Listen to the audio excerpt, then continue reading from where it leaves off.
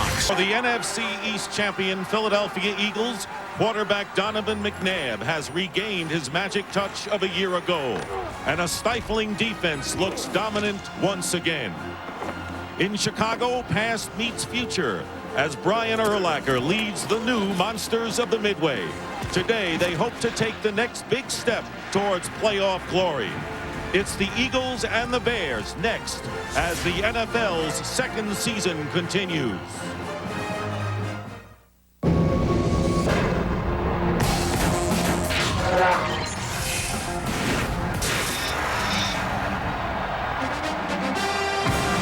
Playoff football has returned to Soldier Field in Chicago, and it might as well be 1985 again, the year the Bears won it all. It has been that long since the frenzy over this team has been at such a fevered pitch. And this afternoon, the NFC divisional playoff between the Philadelphia Eagles and the Chicago Bears. The wind chill now 18 degrees. It was clear early, but now we have overcast skies as we move into the late afternoon, and it should be an exciting scene here in Chicago. The winner moves on to the NFC Championship game, and for the loser, it's his last game. Dick Stockton along with Troy Aikman and Darrell Johnson and Moose. The Eagles allowed only 8 points a game on the road this year. How do the Bears get on the board against this team? Well, this Bears offensive unit has been overshadowed all season long by the strong play of their defense. But the Philadelphia Eagles cannot lose track of the fact that they have two main playmakers in this group. Marty Booker became the first Bears wide receiver to have 100 catches in a season, and Anthony Thomas is the NFL's Offensive Rookie of the Year. But the key will be that big offensive line of the Chicago Bears. They are a big, athletic, physical group, and they outman a smaller, undersized Philadelphia front across the board. And they have an outstanding defense, and that's why everyone thinks this is going to be a low-scoring game. And Troy, the Eagles coming off a big win over the Buccaneers. How do they get by Chicago today? Well, if you look at this Eagles team, the one thing you know is that the Eagles defense is going to play great. They have all year. So what that means is this comes down to how well the offense plays, which essentially is how well does Donovan McNabb play. He has been outstanding. He's coming off two of his best games, particularly the last ball game in the playoff against Tampa Bay. He's playing with a great deal of confidence right now. In fact, this entire Eagles football team is playing with confidence. And in talking with Troy Vincent, the cornerback for this football team, he said that they enter this game with a humbled confidence, which it in essence means that last year in the divisional game, they were humbled in the loss against the New York Giants. They feel that coming into this game, they have the playoff experience, that they know what it takes in order to get through this ball game, and we'll find out here real shortly. And it is a homecoming for Donovan McNabb of the Eagles. And for more, let's go down to Pam Oliver. All right, Dick, Donovan McNabb got 35 tickets for this game. His mom, Wilma, handled the distribution of those tickets this way. She stood up in her church here in Chicago, made an announcement that any potential recipients had to be Eagles fans. Well, Donovan's way of keeping distractions to a minimum, just disconnect, turned off his cell phone, turned off his pager, wouldn't accept phone calls at his hotel room after a certain hour. Dick, he did not want anything affecting his focus. Back to you. He is focused, and this will be his first start at Soldier Field. Came off the bench a couple of years ago, and of course he was a quarterback for Mount Carmel High School on the south side of Chicago during those days. The Eagles will get the ball first, so Donovan McNabb will show his stuff first. Eagles winning the toss, and they will receive. Paul Edinger will kick off for the Bears. And back deep for the Eagles. Kevin Mitchell and Damian Douglas. So Mitchell and Douglas are back. Brian Mitchell, one of the top kick return people in NFL history.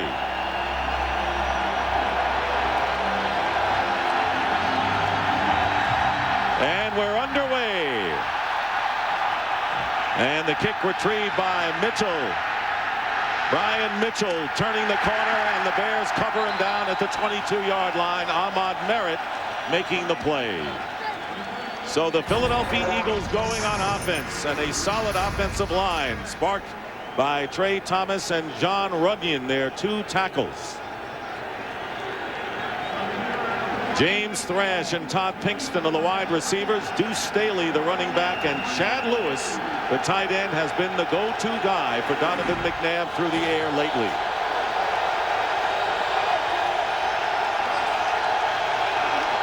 From the 22-yard line. In motion goes Lewis, and passing on the first play, and it's Thrash underneath, and a minimal gain out to the 25. For the Chicago Bears, who gave up the fewest points in the league, the strengths Keith Traylor and Ted Washington, the free agent acquisitions paying huge dividends. Arguably, perhaps the best linebacking core in the NFL, keyed by Brian Urlacher in the middle. And an underrated secondary with McQuarters, Harris, Brown, and Parrish. Well, they just started out with an empty set, Dick. Nobody in the backfield. And McNabb completes the pass, and it's a first down for the Eagles to Freddie Mitchell, who has emerged as their #1 draft pick out of UCLA. Mike Green, the nickelback, makes the tackle. Well, one of the things that these Eagles want to do is they like to come out and show a lot of different formations and a lot of different personnel packages. They started out with a 2-wide set and a tight end. They come back with an empty backfield set, are able to get the ball into Freddie Mitchell's hands for the first down. 2 wide receivers to the left, and it's a running play. Deuce Staley, who's been doing more of receiving lately than running, picking up a couple of yards with Holdman and Daniels on the tackle. Pickup of 2. And Andy Reid cannot become one-dimensional in this football game. He has to stay committed to the running game, and he said the area that he wants to attack is the outside shoulders of Ted Washington and Keith Traylor. He does not want his guys banging heads all day against those big men. Eagles winning the NFC East first time since '88. There are those 2 behemoths in the middle. 2nd down and 7.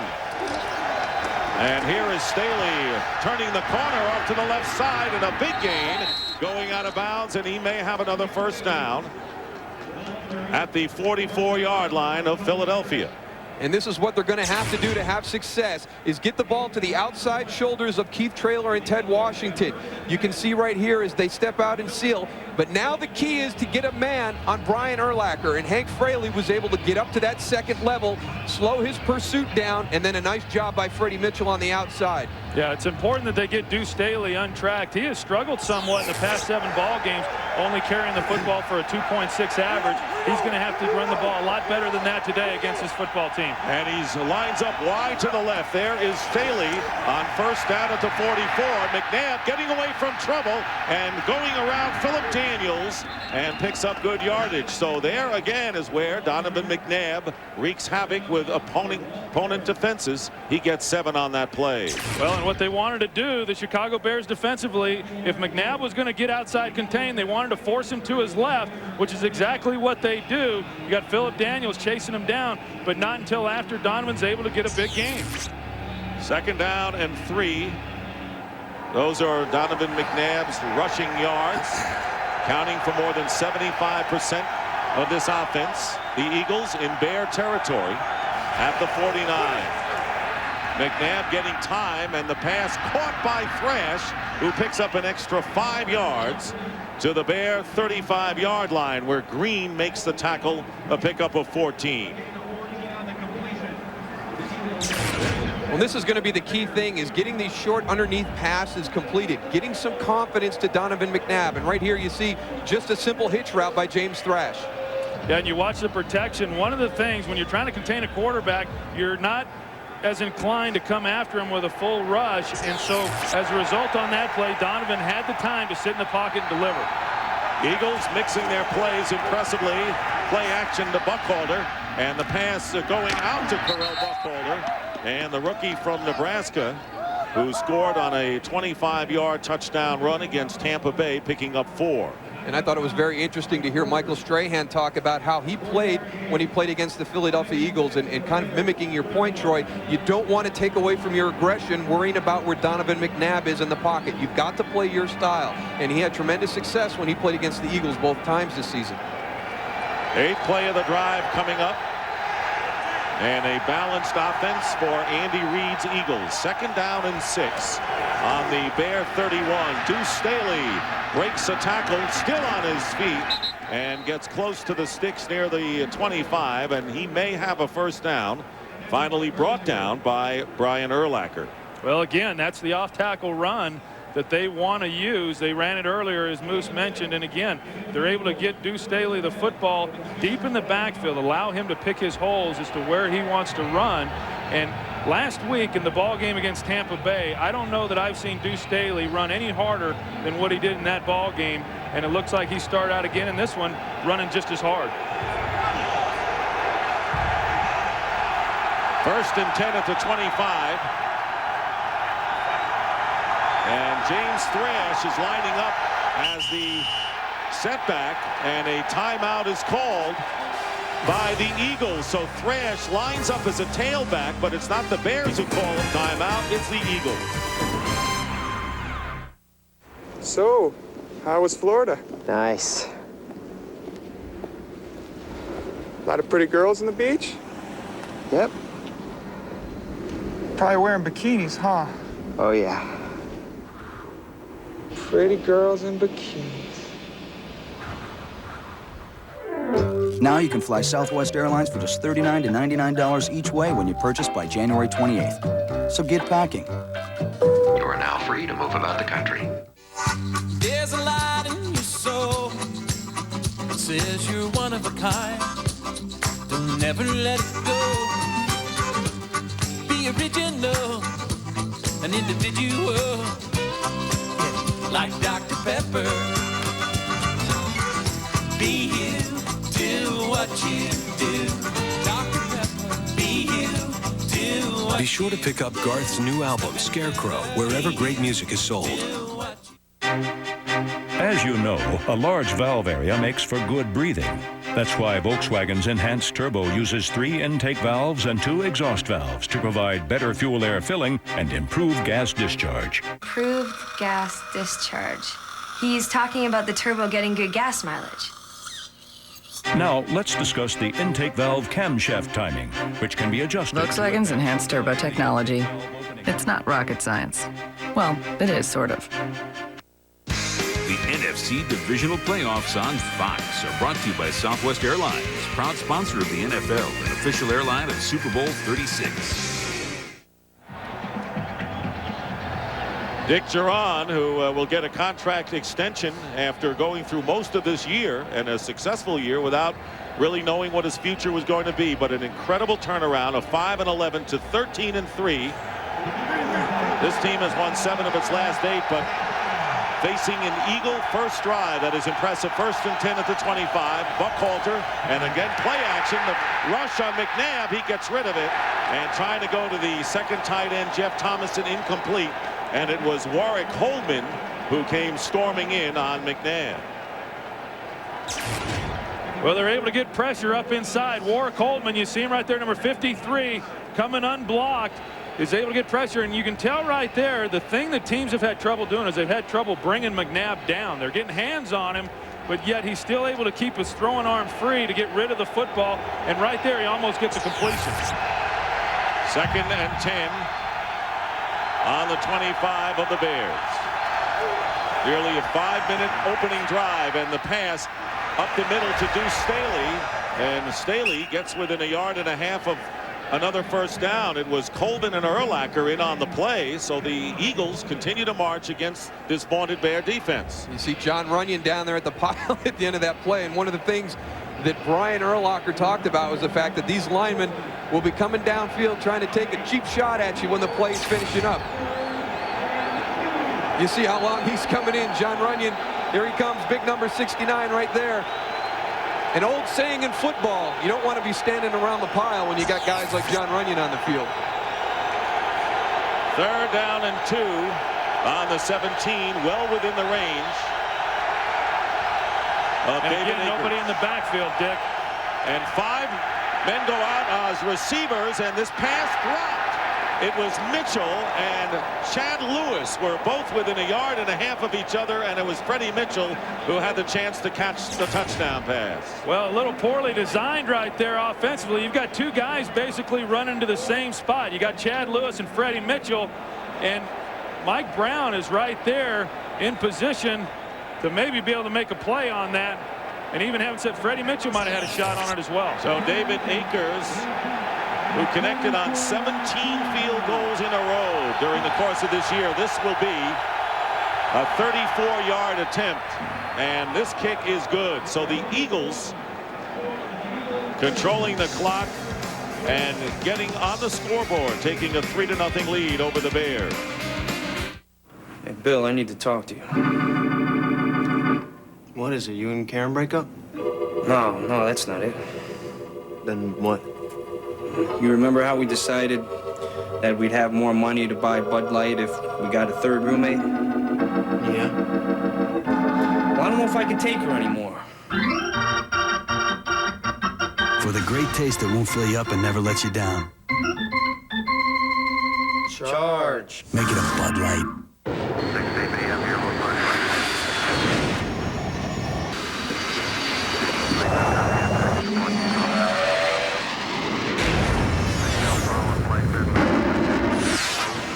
The Toyota 4Runner can take you places other vehicles can't, which could necessitate bringing along some additional equipment.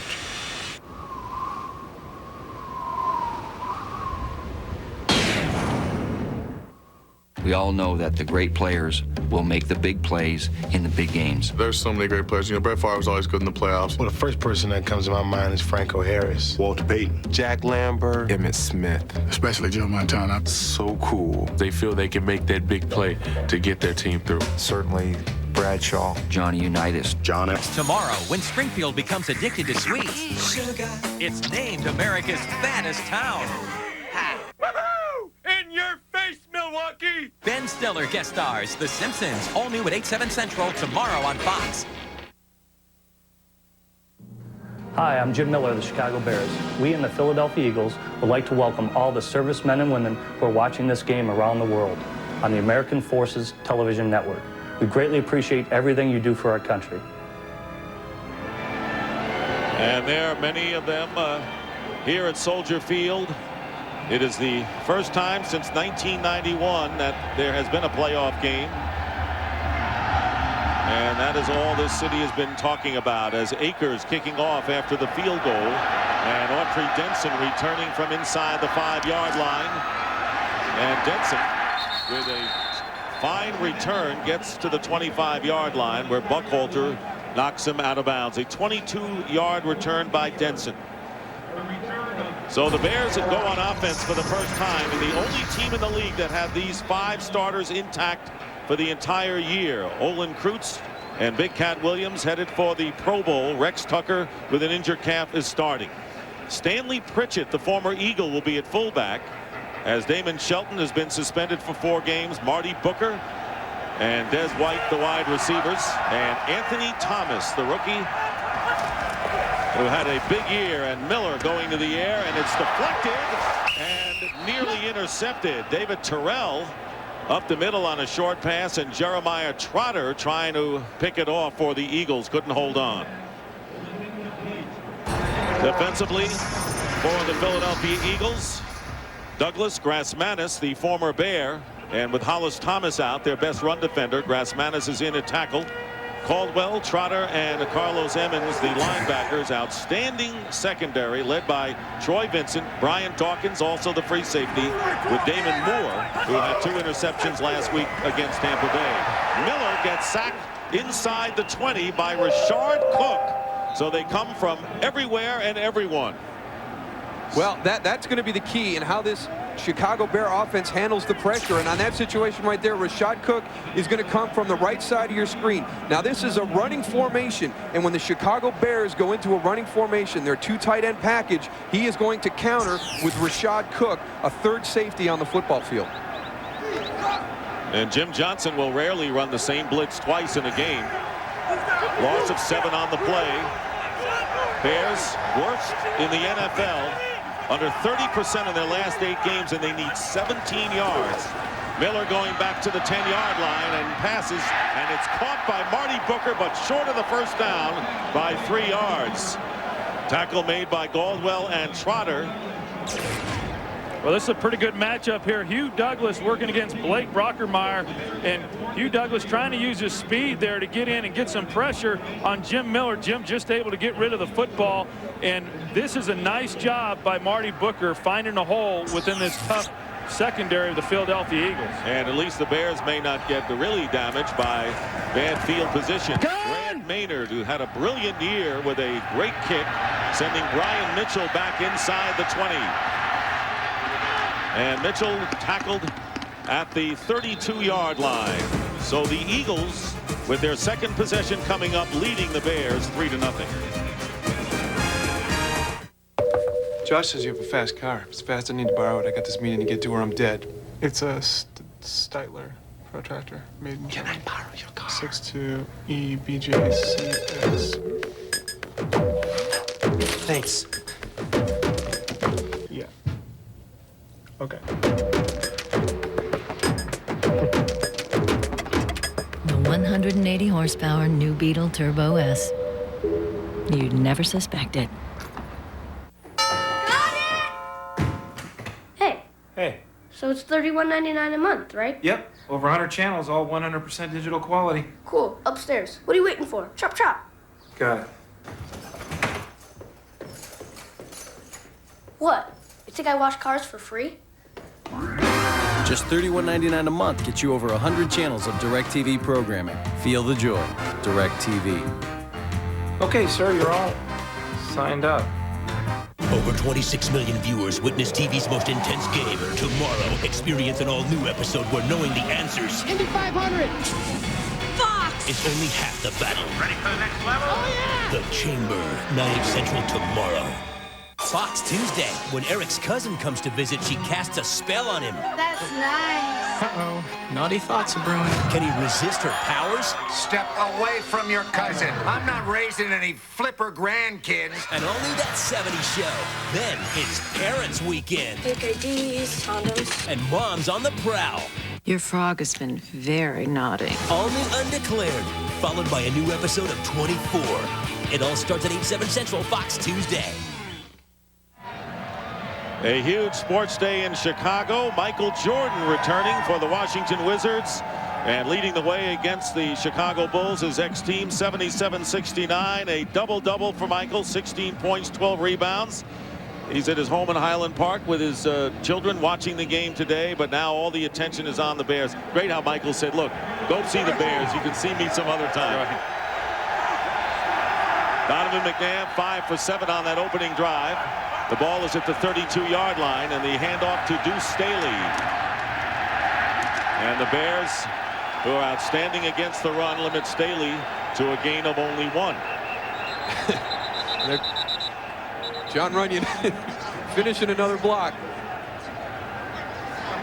He has been the most active lineman so far in this game, the right tackle for Philadelphia. Well, you know, this is just going to be one of those types of games with the guys on the inside, you know, on the offensive and defensive line. It's, you know, that's the Bears' strength. And he takes his guy out and comes back in and going for a little bit more. So you better get used to that because that's the style of John Runyon. 2nd down and 9 at the 33. Former Tennessee Titan. McNabb getting a lot of time, can pick his spots, and his pass up the middle intended for Staley is incomplete. And now some shoving going on between Brian Urlacher and Deuce Staley. And I expect the guys will see a lot of that today.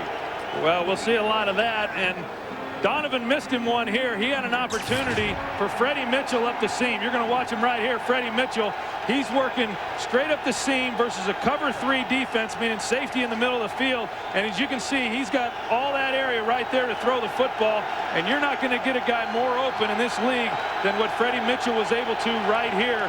And Donovan just was unable to see him. 3rd down and 9. Again, McNabb with time, but he's hit from behind. Still on his feet, ad-libs, and finds an open receiver, James Thrash, who puts on the burners down the sideline and is knocked out of bounds. So again, Donovan McNabb with his elusive ability and his strength befuddling defenses, and a gain of 43 yards with Parrish finally bringing Thrash down. Well, that'll absolutely demoralize a defensive football team. They've got him contained right there. Roosevelt Colvin had an opportunity on him, and then they get him going back to his left, and he fires it to Thrash and finds him, and what should have been a loss winds up being a big gain. So the Eagles are at the 24-yard line of the Bears, and you know if they have to settle for 3, those add up. The Eagles already over 100 yards. At the 24, Carell Buckhalter testing the middle of the line and picking up nearly 3. Joe Tafoya in on the play, undrafted rookie from Arizona, bringing up 2nd down and long. So the Eagles have effectively silenced this throng coming here to cheer the Bears with 5.5 minutes to go and totally dominating the ball. Well, they did a nice job in their first series getting the ball down in position to get a field goal. They've done another good job here moving the football. That's the way you get a crowd out of a game. 2nd and 8. And swinging out is Buckhalter. Carell Buckhalter knocked out of bounds, but the Eagles will pick up another 1st down at the 13-yard line. Harris on the play, and Buckhalter's been getting a lot of play late in the season for Philadelphia. Well, Andy Reid wants to keep both of his running backs fresh, so you will see Carell Buckhalter, you will see Deuce Staley back and forth throughout the course of the game. And on that situation right there, they had Carell split out to the right side in kind of a wing set. They brought the blitz to the Philadelphia Eagle left side, so a good play call in that situation. Carell was able to get open immediately in the flat. And it had been a long drought since the Eagles managed a rushing touchdown, which Buckhalter achieved last week against Tampa Bay. 1st down and 10 at the 13. And the pass out to Deuce Staley. And coming up to make the play, impressively, is R.W. McQuarters. So McQuarters making a play on Staley, and the Eagles lose a yard on the play. Well, what the Eagles like to do is they like to get the ball into Deuce Staley's hands, and it doesn't always mean running the football. They throw the screen pass and they throw the swing passes to him like they did right there, and they equate that as a running play. You're going to have a hard time completing that swing pass and outflanking this defensive football team for the Chicago Bears. They have great speed with their linebackers running sideline to sideline. So they should cover those outside plays. 2nd and 11, and the pass overthrown intended for the fullback Cecil Martin, and that'll bring up 3rd down. And guys, I think we both got the impression the Bears in their first playoff game maybe a little more tentative in talking with them as opposed to the Eagles, who are in their 4th playoff game and seem to have a head of steam going for them. Well, I think so. I think you look at the Eagles, they had an opportunity to play last week in the wild card game. They got some of the playoff jitters out of themselves in that game. Right now, the Bears just have to try to relax. This is a big game for a lot of guys who don't have a lot of playoff experience. Huge edge in this first quarter in ball control. 3rd down and 11, and the pass caught by Thrash at the 5, short of the 1st down by 2 yards. And so the Eagles preparing to send their field goal team on, and David Akers, who kicked a field goal from 34 yards out, will try to give Philadelphia a 6-0 lead. We talked with Dick Geron, and he said the playoff atmosphere down the stretch for the Chicago Bears football team, because they had to win out to win the Central. He hoped that that would prepare them for what they were going to face this afternoon. Right now, they seem a little tentative. 23-yard attempt. And Akers kick good. So the Eagles taking a 6-0 lead with 3 minutes 22 seconds to go in the opening quarter. Kick off the year with Jet Li in Kiss of the Dragon. It sets a new standard for action. Jet Li, Bridget Fonda, Kiss of the Dragon. Rent it or own the explosive DVD this Tuesday. Extra soggy, extra crispy, double squirted for extra gloppiness, double breaded for extra crunchiness. Yummy! Droopy. Lunch? Get a 12-piece super bucket of KFC Extra Crispy for only $9.99. There's fast food, and then there's KFC. I am Emmett Smith. I'm Emmett Smith. I'm Emmett Smith. I am Emmett Smith. I am Emmett Smith.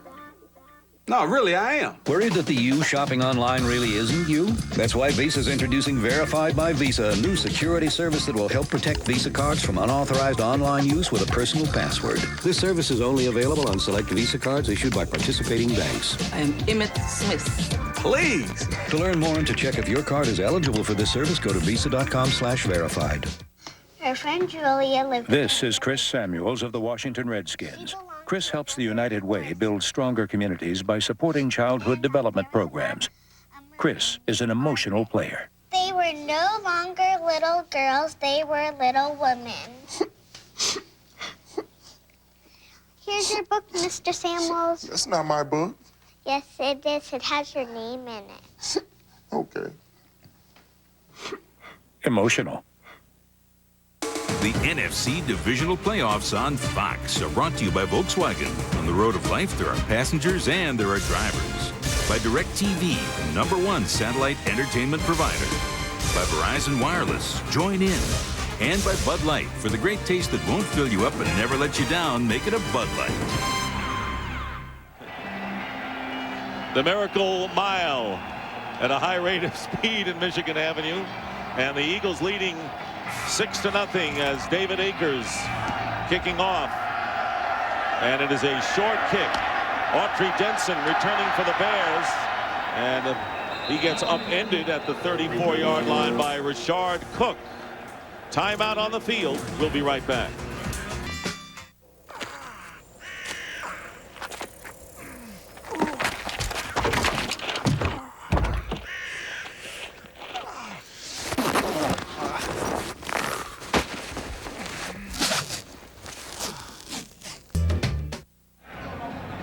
Six to nothing in Troy. There's some consolation for the Bears defense thus far in this one. Well, there's no question. All season long, this Bears defense has given up yards. The thing that they've been exceptional at is that they've not given up a lot of points. Right now, the Philadelphia Eagles, their first 2 possessions, they're able to move the football down the field with great efficiency, but they had to settle for 2 field goals.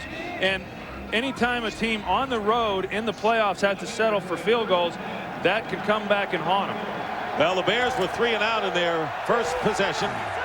And now the Chicagoans start from the 34-yard line. Jim Miller, the quarterback. 3 receivers line up to the right. The handoff to Anthony Thomas. And Thomas will be stopped for no gain and maybe a loss by Paul Grassmanis, the former Chicago Bears. Well, tomorrow the NFL postseason continues on Fox. The NFC Divisional Playoff. 2 of the NFL's best quarterbacks, Kurt Warner and Brett Favre. What a shootout that's going to be tomorrow. Well, that's going to be a great game. You get a chance in the playoffs to match the 2 best quarterbacks in the game. It's going to be a heck of a ball game. Second down and 10 at the 34-yard line. Jim Miller operating out of the shotgun, and the pass underneath to Marty Booker, who caught 100 passes. First Chicago Bear to do so, picking up 4 yards. And the middle linebacker Jeremiah Trotter brings him down at the 38. And he's going to be key to this Philadelphia Eagles defense, not only in the run game, but also in the passing game, because this Bears offensive football team likes to throw the short crossing patterns in front to try and confuse coverage. So Jeremiah Trotter and the other linebackers will have to do a good job of passing those receivers off. Ahmad Merritt, who is signed off the practice squad prior to the last couple of games of the year, lines up. 3 receivers, 3rd down and 6 at the 38. And the quick pass out to Des White. And White is stopped short about 1.5 yards from the first down, forcing the Bears to kick. And a good play by Mike Caldwell. Well, what the Bears have tried to do here in this first quarter is when they've gotten into 3rd-yard situations, they've tried to throw it short of the first down marker and let their receivers go pick up the first down. That's not unlike what they've done all season long, but they've been unable to make them here in this first quarter today. And there is a late flag thrown down, and the Bears kicking team going off the field, indicating that this penalty will be against the Philadelphia Eagles. Personal foul, unnecessary roughness, number 31, defense, 15-yard penalty, first down. Costly penalty against Al Harris. And the Bears not only keep possession, don't kick, but they have a first down in Eagle territory at the Philadelphia 43. Well, you saw Jim Johnson, the defensive coordinator. There's Andy Reid, the head coach, not at all happy. They stopped the Chicago Bears, forced them into a situation where they have to punt, and then because of the aggressiveness of Al Harris, they give him the first down.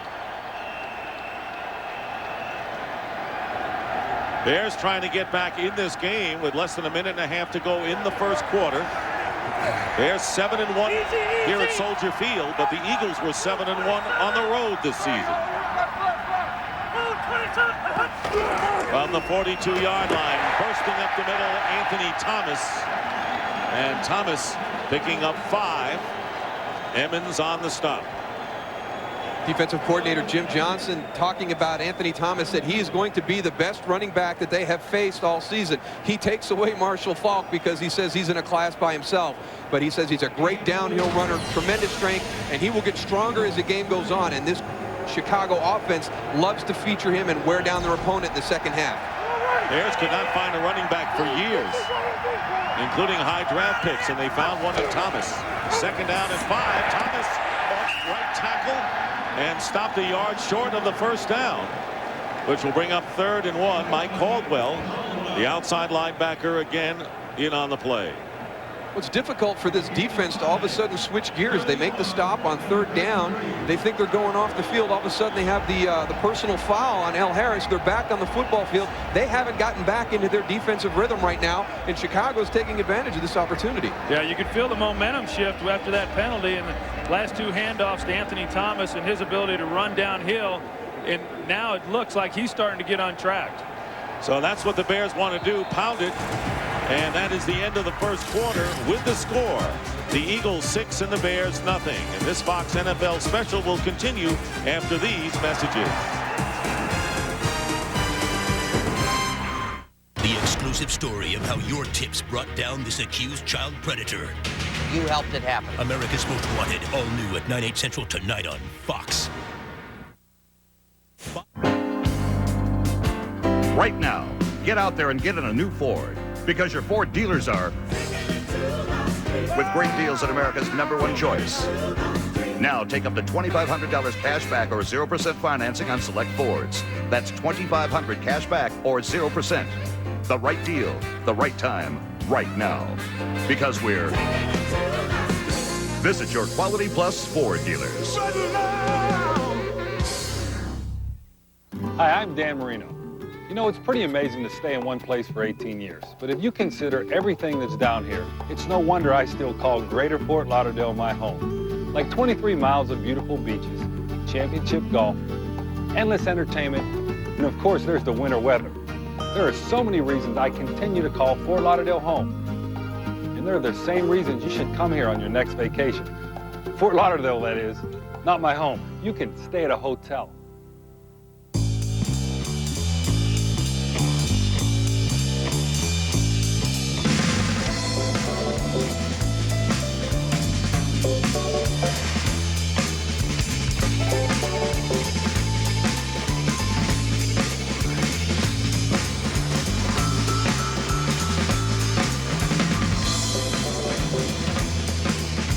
For exceptional values on the all-new X-Type. Visit your Jaguar retailer today. Begin the second quarter here at Soldier Field. Dick Stockton, Troy Aikman, Darryl Johnston, and Pam Oliver. The numbers heavily favor the Philadelphia Eagles, including time of possession. But here are the Bears with a 3rd down and 1 at the Eagles 33-yard line and trailing by a couple of field goals. And that penalty on Al Harris happened so late that the crew that we work with, a tremendous crew that we work with, can't even find it on film right now. So maybe even a bigger mistake than we would let on.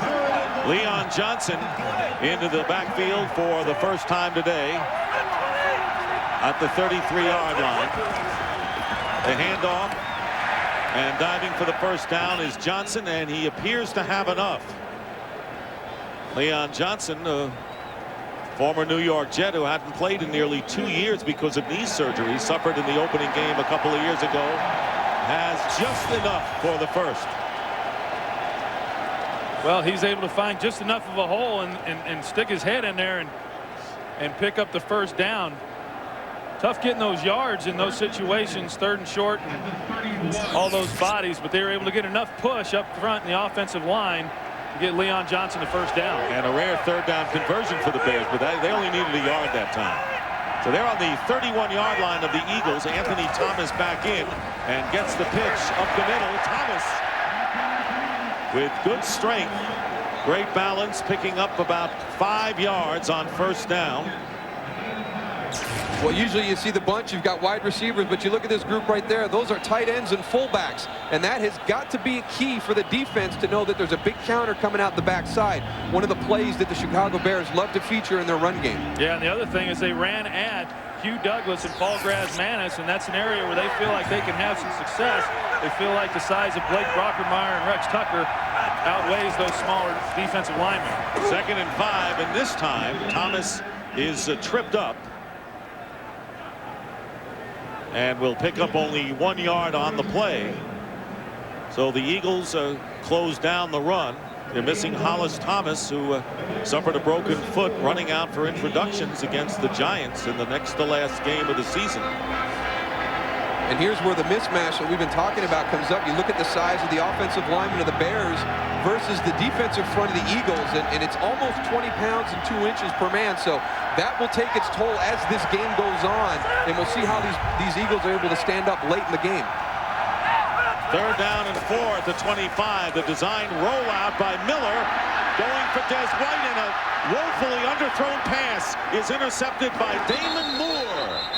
Damon Moore, who picked off 2 Brad Johnson passes last week in the wild card game against Tampa Bay, picks this one off, and Jim Miller is holding on to his right arm and shoulder as he comes off the field. Well, you're going to see what happens when there's an interception. The defensive players always look up the quarterback first.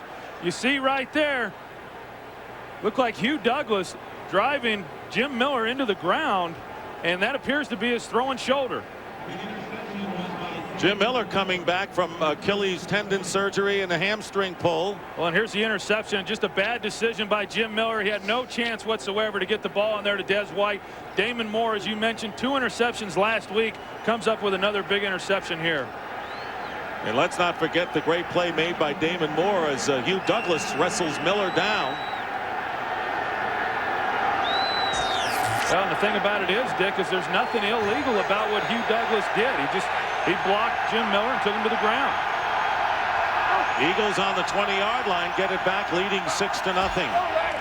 And Donovan McNabb with the short drop drills it, and that pass caught at the 30 by Chad Lewis. Maybe just short of the 1st down by a yard as they tend to Jim Miller on the bench. Well, Chad Lewis, he has really gotten involved in this offense, especially over the last 2 ball games, but more over the last 5 to 6. And the first half of the season, he wasn't being utilized as much. The last few games, he's gotten 11 receptions. He's become more of a focal point within this offense, and it's really helped with the completion percentages for Donovan McNabb. 2nd down and 1, and here's Deuce Staley on the carry. And Staley driven back by Philip Daniels. And again, it appears that the Eagles are denied the 1st down, and that will bring up 3rd down and less than a yard. So the crowd now urging on the Bears defense as Jim Miller leaving the field. Shane Matthews, who started the season as the quarterback for the Chicago Bears in their opener against Baltimore before he got hurt in game 2, starts to warm up. 3rd down and 1. McNabb's pass, and it is caught. 1st down. James Thrash. Talk about go-to guys down the stretch of the season. Thrash has been a big target, gets only 3, enough for the 1st down. James Thrash, yeah, he's been a big part of this offense, and you see Jim Miller coming up into the tunnel. That's not good for Bears fans. The one thing about it, though, is that Shane Matthews has had an opportunity to play in some games this year, and he's won for this football team. So the football team has confidence that when he steps in, that they can still play at the level that they're accustomed to playing. From the 33-yard line, here's Staley off the left side.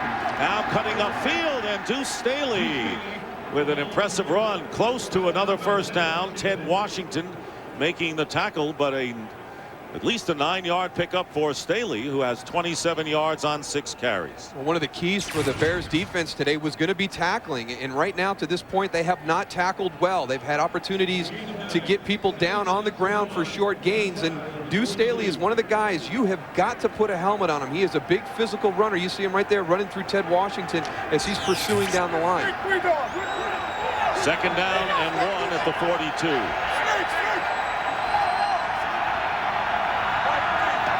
And the Bears showing blitz And the handoff to Staley.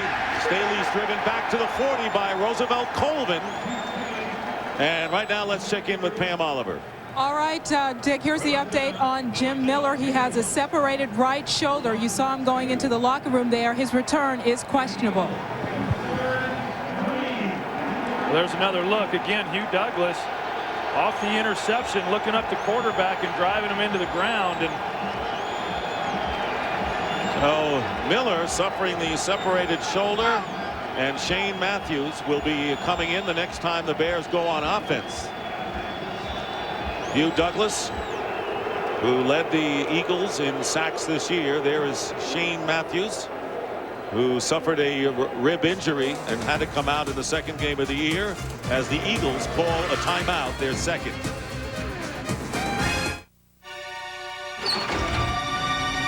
Some situations call for trucks with more power. So engineer Mark Ferrone and the team have made GMC Sierras the most powerful line of pickups in the world. And to help manage all that torque, they've also given Sierra technically advanced braking systems. Mark may be obsessed with power, but he's not crazy. From professional-grade people come professional-grade trucks. Surprisingly, your finer hotels don't offer hourly rates. Not to worry. With a bit of bravado and a keen sense of timing, can I get some more chocolates? You too can enjoy life's little luxuries. Like the superb taste of Taco Bell. Great tasting, high quality food even the common man can appreciate. No, please open the door. I'm not decent! Open the store. You know I'm keeping the robe. Score a crunchy taco and bean burrito together, just 98 cents with better beef, beans, and tortillas. For a tasty deal, think outside the bun. It's that time when a highly conditioned athlete prepares for battle. I'm so full of bacon, my body's meant for shaking. Once again, I have to be embarrassed for the both of us. Malcolm, all new at 8:30 tomorrow on Fox. Celebrate a milestone That is hot. with the 100th episode of Ally McBeal. I can't believe you just did that. Don't you dare tell anybody. Who would believe it other than him? Can I smell yours now? All new Ally McBeal, Fox Monday. The NFC Divisional Playoffs on Fox are brought to you by GMC. From professional-grade people come professional-grade trucks. By Taco Bell, think outside the bun. By Radio Shack, you've got questions, we've got answers. And by Miller Lite, grab a Miller Lite. It's Miller time. 2 first-quarter field goals by David Akers. The Eagles lead 6-0. And after Philadelphia's second time out of this first half, it'll be 3rd down and 3 on the Eagles' 40.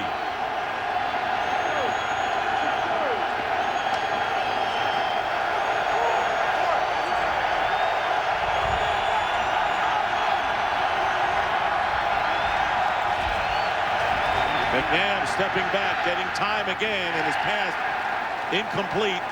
Cecil Martin, the fullback, the intended receiver, and that ball bounced 5 yards up the middle. So the Bears hold again, and when they get the ball back, we will see a new Chicago quarterback in Shane Matthews. So Sean Landeta will go back and punt for the Eagles. 17-year veteran. And the Bears will send back R.W. McQuarters and Leon Johnson. Big year for the 41-year-old veteran Landeta.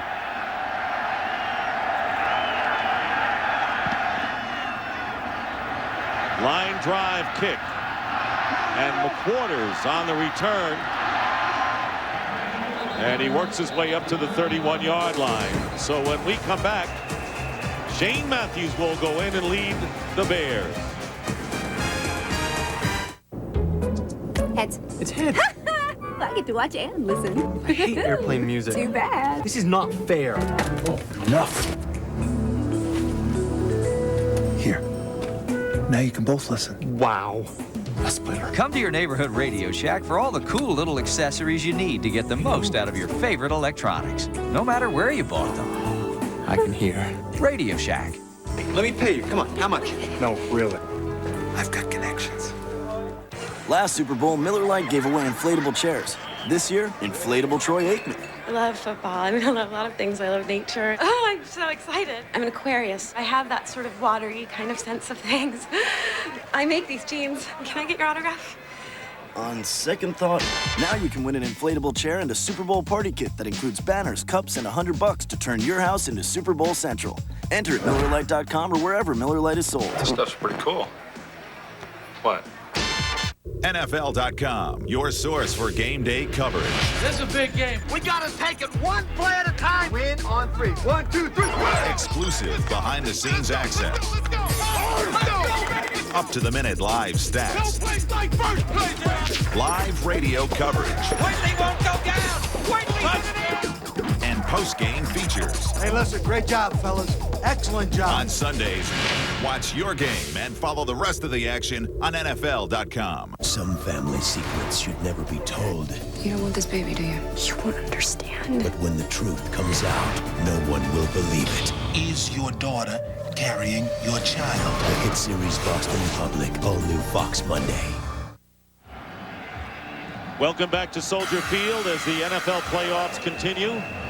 Winner of this game moves on to the NFC title game. The loser goes home, and Jim Miller with a separated shoulder giving way to Shane Matthews, who engineered the 2 dramatic overtime victories against San Francisco and Cleveland, handing off to Anthony Thomas on the pitch. Thomas going left, and Thomas picking up 7 yards on first down. Well, and Shane Matthews, he entered this season, a lot of people probably don't remember, but he entered this season as the starting quarterback for this team. He got hurt in week 2 against Minnesota with a rib injury, and that's when Jim Miller came in. But he's also gotten to play during the season. He had the 2 dramatic comebacks against the San Francisco 49ers as well as the Cleveland Browns. And so he is not a guy who has not seen game action. They'll continue to do the same things offensively as what they had projected to do with Jim Miller at quarterback. Second down and 4 at the 37. Here's Anthony Thomas. Stopped 2 yards shy of the first down. Well, Sunday, February 3rd, tune in to Blockbuster's 19th annual All Madden show to find out who makes football's most prestigious team. Plus, see this year's Hershey's $1 Million Kick, where one lucky contestant will have the chance to win $1 million in front of a live audience. Blockbuster's 19th annual All Madden show begins at 1:30 Eastern, 10:30 Pacific, February 3rd on Fox. Another aspect of Shane Matthews' season is that he was actually released for about 3 days in the middle of October for roster moves and then re-signed. Now 3rd and 2, and the handoff on the semi-pitch and stopped before the first down sticks is Anthony Thomas. So now 4th down coming up. Brian Dawkins, aggressive free safety coming in, and 4th down, and Brad Maynard will punt for the Bears. People talk about Jim Johnson's defense and putting pressure on the quarterback in passing situations, but also in the running game. It's very disruptive. It all of a sudden takes you away from being aggressive. You have to look, you have to see where the guys are moving and shifting, and it really confuses you on your blocking assignments. And that was the situation right there as they really clogged up the running lanes. Maynard to kick it away, and Brian Mitchell deep. Another high, long kick. Mitchell will let it drop at the 10, and the Bears will down it. And it's going to be Larry Wiggum who is going to the Pro Bowl as tempers flare again. Larry Wiggum going to the Pro Bowl for his special teams play. Hustles and knocks down the ball and downs it at the 6-yard line. We'll be right back.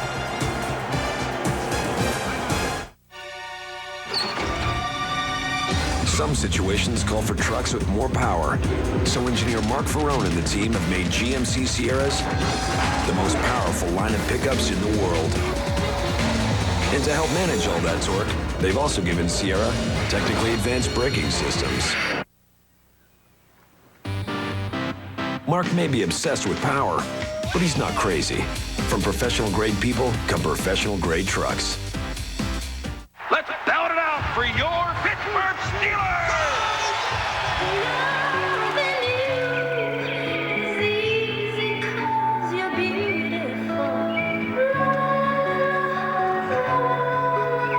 I don't care what stadium you work for, all right? If you want to write a check for who let the dogs out, I'm still going to need to see some ID. Next time, use the Visa check card instead of cash or checks. It'll get you in, out, and on with life. There's a place where you don't have to drop a lot of cash to get a lot of steak. It's got to be Applebee's. Eating good.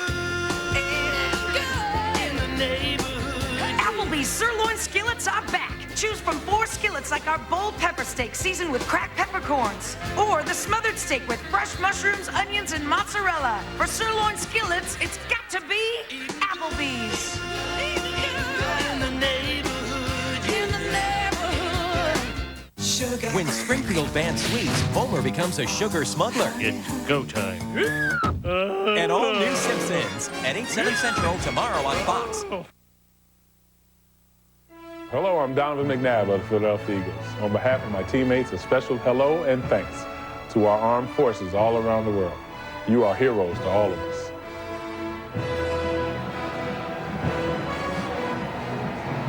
Back here at Soldier Field. Remember, we were here in the first game played after 9/11 when the Vikings were here, and a great scene on the field with the American flag, the service. And one of the most dramatic moments I know that we have experienced, responding with this great crowd at Soldier Field. Eagles begin from the 6-yard line. Deuce Staley going wide, driven back. And that was Tony Parrish. Strong safety and a loss of a yard. And Jim Miller walking back onto the field. And the crowd cheering Jim Miller's return. You know, he really is the people's choice. They had 3 quarterbacks, Cade McNown, the highly touted rookie, Shane Matthews and Miller, and the crowd, the fans here always like Miller. Well, there's no question about it. He's the perfect quarterback for this city. They appreciate the blue-collar work ethic that he brings to this club. And when you talk about the Chicago Bears, rarely do you mention Jim Miller as being a focal point of this football team, but he has all the intangibles. The crowd's glad to have him back out on the field. Remember, the report was he had a separated shoulder. 2nd and 11, McNabb pumps incomplete as the ball bounces in front of Cecil Martin. Right now, let's get a report from Pam Oliver. All right, Dick, you saw Jim Miller coming back out of the locker room. He was in there for about 15 or 20 minutes. His wife even came down into the tunnel area to try to get an update. He miraculously has recovered from that separated shoulder, apparently, or they've treated him well enough to the point he's going to try to get back in this game. Back to you. Well, trainers can work miracles in playoff conditions. Amazing when the wife goes down. That's all you need. That's all you need. Jim Miller, by the way, was throwing outside the locker room. So Andy Reid, sensing here that the Bears defense wanting to snuff the Eagles, who now call their 3rd timeout with 6:32 remaining in the first half. 6-0. Still, Eagles.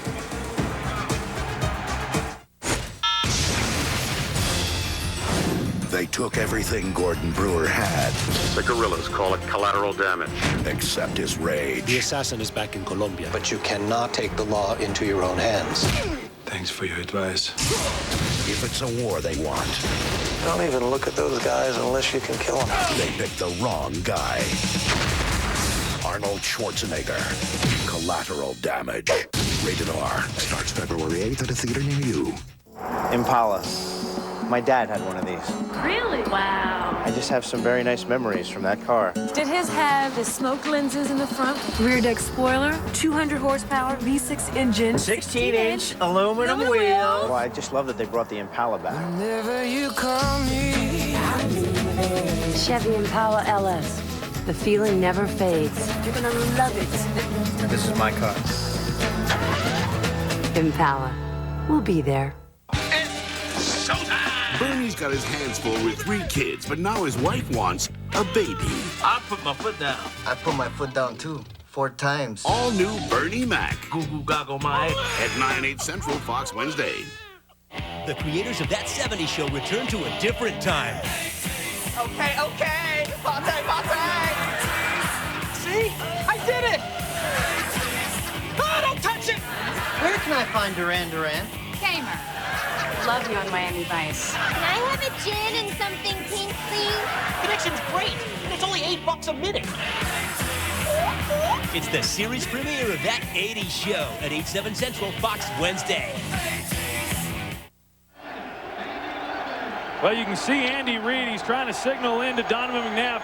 There's the timeout. Andy is not happy about the fact they burned their last timeout of the half. Donovan McNabb is unable to hear the plays being relayed into his headset and his helmet. This crowd down here in the end zone is awfully loud.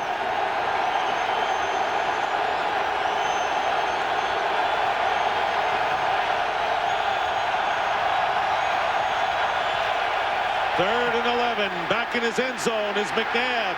Eludes Daniels. Chased by Urlacher, and Urlacher brings him down.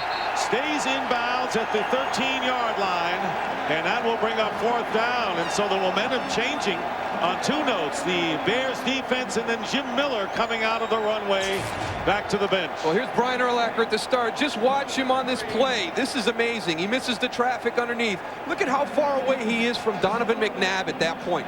There is the speed and the athleticism, the ability to close on a player that Brian Urlacher brings. And a former safety, and Landeta gets off a kick that bounces and takes a Philadelphia hop to the 38-yard line, where it is down by the Eagles. And so the Chicago Bears will get decent field position.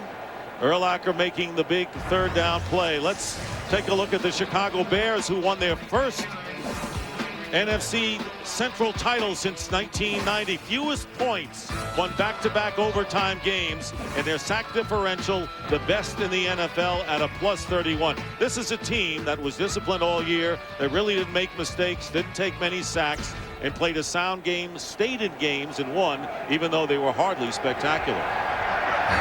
Shane Matthews remains at quarterback for the Bears, although Miller is back on the bench. Play action from the 38. And this pass should have been intercepted, it appeared, by Carlos Evans. And a flag is down. It was Mike Caldwell who went after Shane Matthews. Remember, we've already had a personal foul call against the Eagles. And now we're going to have a roughing the passer penalty. Well, they got Mike Caldwell coming in, and I don't see what he did wrong there at all. You saw he was trying to pull up. Foul, roughing the passer, continue to drive him into the ground. 56, 15-yard penalty, 1st down. He didn't drive him there. You can see him pulling up a little bit. Yeah, there was no drive into the ground whatsoever, and that's just a bad call. And I actually thought they were throwing the flag for intentional grounding. There was no receiver in the area of where Shane Matthews threw that one, and in fact, he was fortunate that it was not intercepted. Because he never got outside the tackle box. I thought the same thing, Troy. I thought that was going to be intentional grounding on Shane Matthews. Well, Evans, number 51, was the only player in the neighborhood, and he could not make the interception. There's Jim Miller. See whether he gets back in eventually. Bears have not done much, and on the end around, Ahmad Merritt with great speed, and Merritt breaks one man to beat, and that's Troy Vincent, and Merritt will go in. Touchdown, Chicago.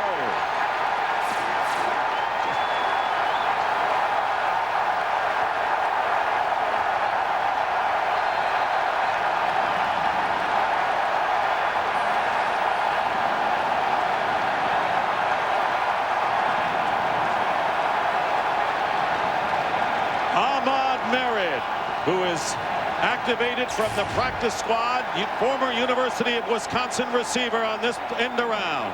Well, I tell you what, this is a play that a lot of teams have had success with against this Eagles defense. Their aggressiveness and their pursuit to the ball leaves them susceptible to misdirections and gadget plays. Offensive coordinator John Shoup said he was going to carry about 5 of them into this game this afternoon. Well, we've seen one, Boos, and Paul Ettinger looking to give the Bears the lead, and he does. So the Bears, who were dominated in ball control by the Eagles, who managed only 2 field goals, a good point brought out by Troy, and now the 47-yard touchdown run on the end around, the first NFL touchdown by Ahmad Merritt, and the Bears lead. Well, the guy that you would least expect is Ahmad Merritt, who just got picked up off the practice squad, a very fast player, great toughness. He gets an opportunity in a playoff game to run the reverse, and you can see Fred Baxter out leading the way, and Ahmad Merritt does a great job of following his blockers, staying to the outside away from pursuit, and gets into the end zone. Well, you had a great job by Olin Kreutz turning back on Mike Caldwell, and then as you pointed out, Fred Baxter down the field. But Ahmad Merritt made Bobby Taylor miss in space, and to have a run like that, eventually at some point, the ball carrier must make an unblocked guy miss the tackle, and that's exactly what Ahmad Merritt did. And again, guys, it's the Bear defense that sparked it. They forced the Eagles into calling their third timeout of the first half, and Andy Reid's got to be a little frustrated right now because the momentum's shifting into the hands of the Bears, and Donovan McNabb will have his chance on the stage momentarily. 7-6 in favor of Chicago with 5:29 remaining in the first half. And that is the first touchdown scored against this Eagles defense in their last 3 playoff games. So you get into the red zone against them, they're tough, and maybe sometimes you want to go in from out near midfield because this is a stout defense. And last year in the Giants game, kickoff returns and interception returns were the reason. Hey, Moose, this defense has given up only 5 touchdowns on the road all year. That's incredible. And the kickoff returned by Brian Mitchell, and Mitchell, finding an opening, is finally tackled, a shoe top tackle by Greg Jones. Television's biggest day kicks off with a star-studded Super Bowl pregame spectacular featuring live performances by No Doubt, Paul McCartney, Mark Anthony, with Mary J. Blige, Bare Naked Ladies, and a very special tribute to America featuring the Boston Pops. Join us for Super Bowl 36, Sunday, February 3rd at 1:30 Eastern, 10:30 Pacific, right here on Fox. Eagles with a first down at the 31-yard line, and a play-action pass. McNabb, it's tipped, and it falls incomplete. Roosevelt Colvin got a hand on that one. Well, Olin Kreutz had a key block to spring Ahmad Merritt, and then he finishes up by coming over and letting Hugh Douglas know about what he did to Jim Miller, the quarterback. So this is going to be a tremendous battle the rest of the day. Those offensive linemen, there's James Big Cat Williams coming in. They know that Hugh Douglas was responsible for that injury. They're going to be on him the rest of the afternoon. Yeah, and if anybody's going to get in the middle of a tango like that, it's going to be Olin Kreutz. He looks forward to those. And there, as Moose mentioned, first touchdown allowed in the last 41 quarters. Here is McNabb getting away from the rush, escapes another defender and runs for the first down. And you know, when Donovan McNabb stopped being a pure pocket passer late in the year and again used his legs again, he really stepped it up. Well, I think that early in the year he was wanting to prove that he could throw the ball from within the pocket. And here as of late, now he's doing what he does best, and that's getting outside and making plays with his legs. But Donovan is one of these quarterbacks who, just because he breaks contain doesn't mean that he's going to run. In fact, it puts the defensive players in a tremendous bind because he is always looking to pass the ball. The defenders have to make a decision. Do you come up to the line to take him, or do you stay off in pass coverage? Troy Vincent just went into the locker room, the outstanding cornerback for the Eagles. McNabb, after the 14-yard run, has a first down at the 45. Carell Buckholder, and they're going to whistle this play. A flag before the play got underway. Delay of game. Offense. Prior to the snap. 5-yard penalty. Still first down. So a 5-yard penalty bringing up 1st and 15. And keep in mind the Eagles have used all 3 of their timeouts with 4:38 to go in the half.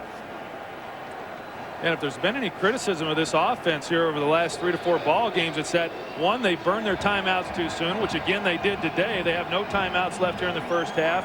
And then clock management. And that's Donovan's responsibility to get the play off before the 30-second clock runs down. 1st and 15. Deuce Staley off the right side, and then Staley picking up about 4 on the play. Brian Urlacher making the stop for the Eagles. We expected a close game, and we have it, a tight game, and we have that as well, a 1-point affair. Keith Traylor right there. You know, you talk a lot about he and Ted Washington clogging up the middle, but they do a great job of getting down the line of scrimmage also. Those are 2 big guys, but let me tell you what, they pursue so well down the line of scrimmage to the ball carrier. They're not just in there to clog that middle up. How about Traylor with a 67-yard run after the interception against Jacksonville? Underneath to Deuce Staley. Deuce Staley close to the first down at the 45 of the Bears. Walt Harris on the tackle. But the Philadelphia Eagles do have another first down as the clock continues to run. 3.5 to go in the second quarter. Well, that's an element that Deuce Staley brings to this offense. He's got just about as many receiving yards as he does rushing yards. And Donovan McNabb has a lot of confidence in knowing where Deuce Staley is going to be on those checkdowns underneath and over the ball. And they like to get the ball into his hands in space and make people miss, which is what he was able to do. 1st and 10 at the 45 of the Bears. And the Bears pointing and a flag going down. And another penalty will be marked off against Philadelphia. Start, 72, offense, 5-yard penalty, first down. See the Bears pointing at Trey Thomas. Trey Thomas had one of those last week. And what happens is when you're playing on the road in a loud stadium, particularly a playoff game, those tackles have a hard time hearing the quarterback's cadence, and they're trying to guess as to when the ball's going to be snapped. Trey Thomas guessed wrong. So it's the Eagles chalking up the penalties. Bears yet to commit one. Back to midfield, 1st and 15. Deuce Staley off the left side, and Staley picking up about 9 yards. McQuarters and Carl Powell, a backup defensive end, in on the play. So they get some of that back. That was a nice design play, getting Chad Lewis out there in motion, and that quick toss getting onto the perimeter very quickly. James Thrash now doing a nice job coming down inside and getting a hit on Brian Urlacher. So a lot of different ways they're trying to get him taken away from that second level so he can't pursue. Eagles still have the ball control edge, 2-1 in plays. 2nd and 8 on the 43 of Chicago. McNabb's pass is caught by Mitchell, but hit immediately. And down 3 yards short of the first down by Warwick Coleman. I tell you what, people don't realize how fast these linebackers are for the Chicago Bears. Warwick Coleman, Roosevelt Coleman, of course we know about Urlacher. Just a very fast group. It's hard to get anything going with those underneath pass routes. And a great front seven at that. 2-minute warning. We'll be back. The NFC Divisional Playoffs on Fox are brought to you by State Farm Insurance. Like a good neighbor, State Farm is there. I couldn't wait to show off my new wheels at the reunion until I told my State Farm agent I really needed it fixed fast, and he mentioned Service First. When you choose State Farm's Service First claims program, you don't have to get estimates. You go straight to a participating repair center where they guarantee their work. It's as simple as that. I was looking good again in no time. Ronnie? Service First, just one more way. Like a good neighbor, State Farm is there. Make this.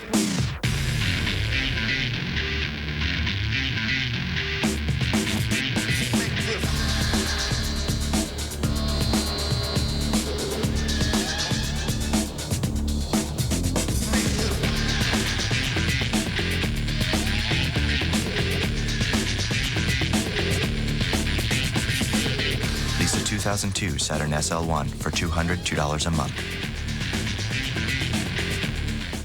Last Super Bowl, Miller Lite gave away inflatable chairs.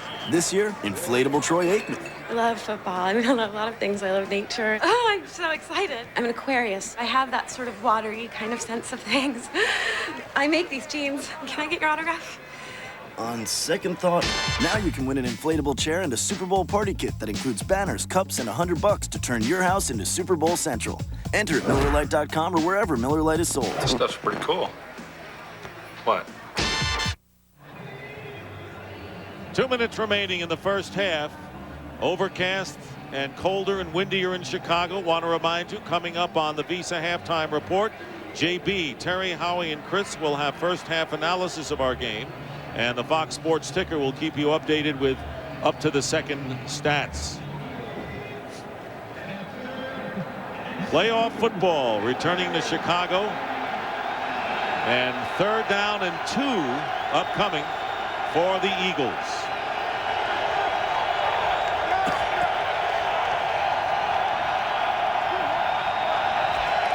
Pitch going to Buckhalter, and Buckhalter trying to get the yardage, will be knocked back. He doesn't get there as R.W. McQuarters leading the charge. And 4th down coming up. Eagles shy by about a yard. Well, watch John Runyon right here, the right tackle. He gets pushed back into the backfield by Roosevelt Colvin, which forces Correll Buckhalter to go wide and not get going downhill to try to pick up the 1st down. And now they will go for it on 4th down and 1. At the 36-yard line of the Bears.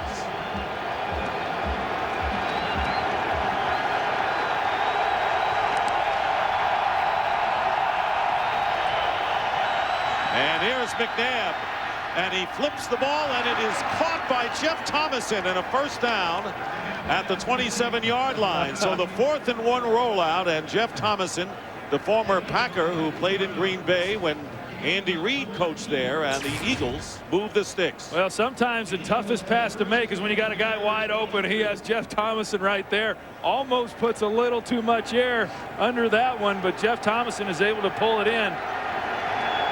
Nice catch. 40 seconds and no timeouts left for the Eagles on the 27-yard line, and this pass, and they rule it a catch inside the 15-yard line by Chad Lewis, as the Eagles have to hurry up and either stop the clock or get another play off, and they do stop the clock with 25 ticks remaining in the half. What a great catch by Chad Lewis, not to be outdone by Jeff Thomason.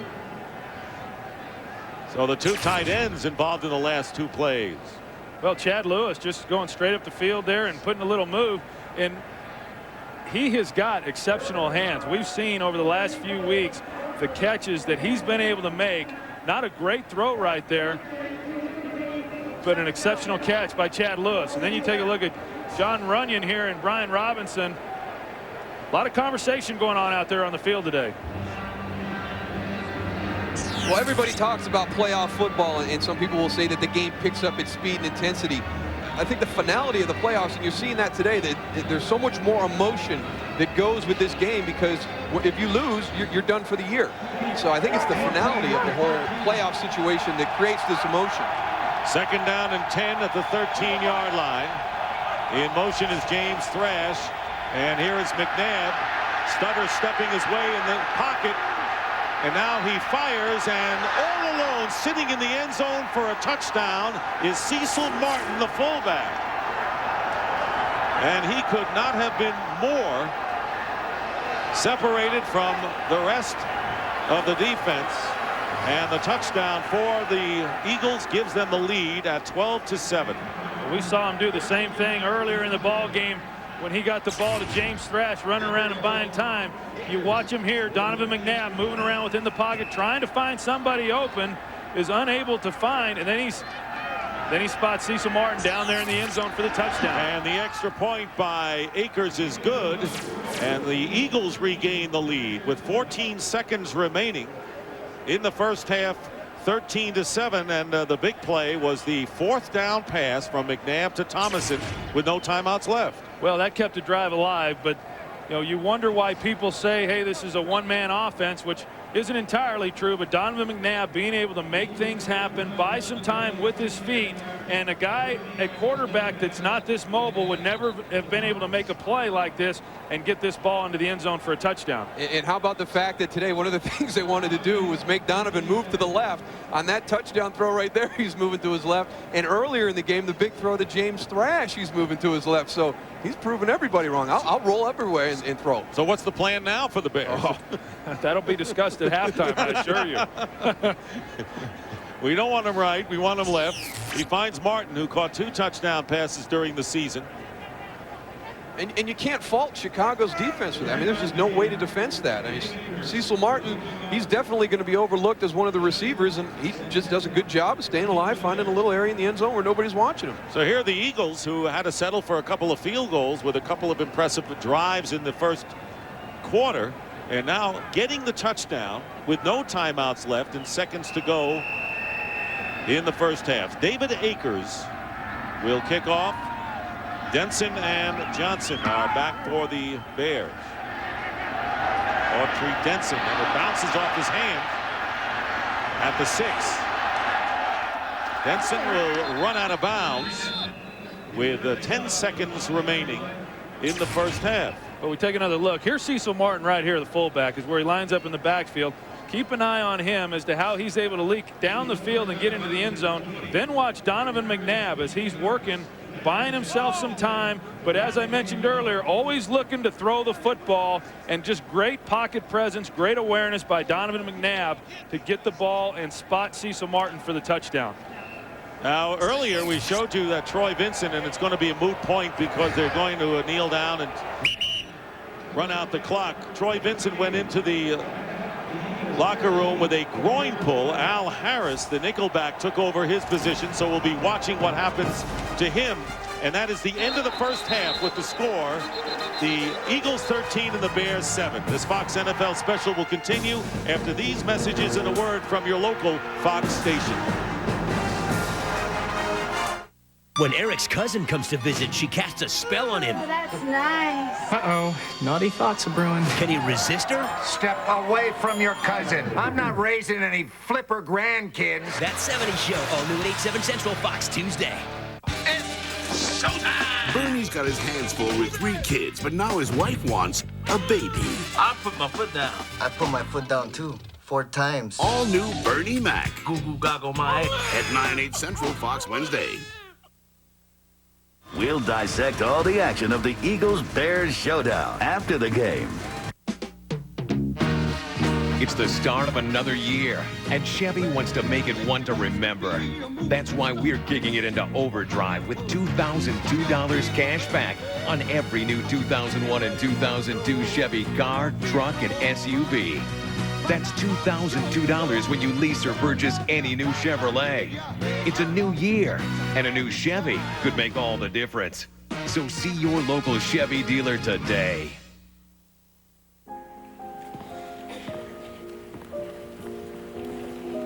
What do you think? I'm thinking, why does investing have to be so complicated? Such a simple question. Why can't I get an answer? You can get an answer. At PNC, we've got answers for every investor to help simplify managing your money and your life. Come to PNC. Since I was going the wrong way down a one-way street, I sped up as a safety precaution. Didn't you ever want to just do something crazy? Yes, sir. I signaled for the U-turn. There ain't no speed limit on the shoulder. Some people may never qualify for the Allstate Safe Driver discounts, but you might. That could save you up to 25% on car insurance. Contact the Good Hands Network at allstate.com, 1-800-ALLSTATE, or your local agent. Have you ever driven with a lit cigar in your lap? It's smarts. Start saving today.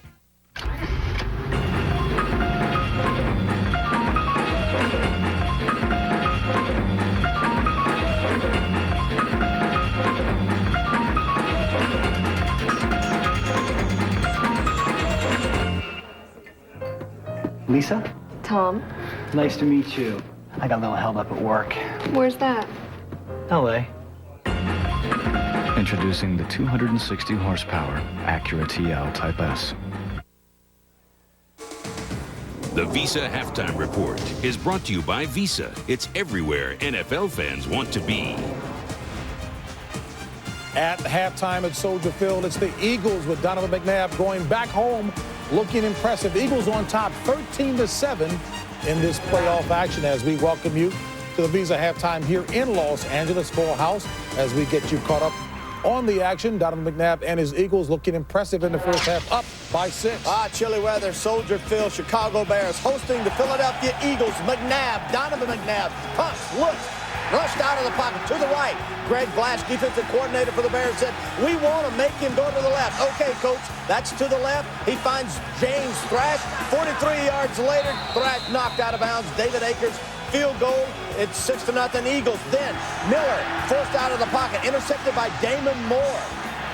Moore, fine return. Watch what happens at the end of the play, though. Miller drilled by Hugh Douglas, driven into the ground, separated right shoulder.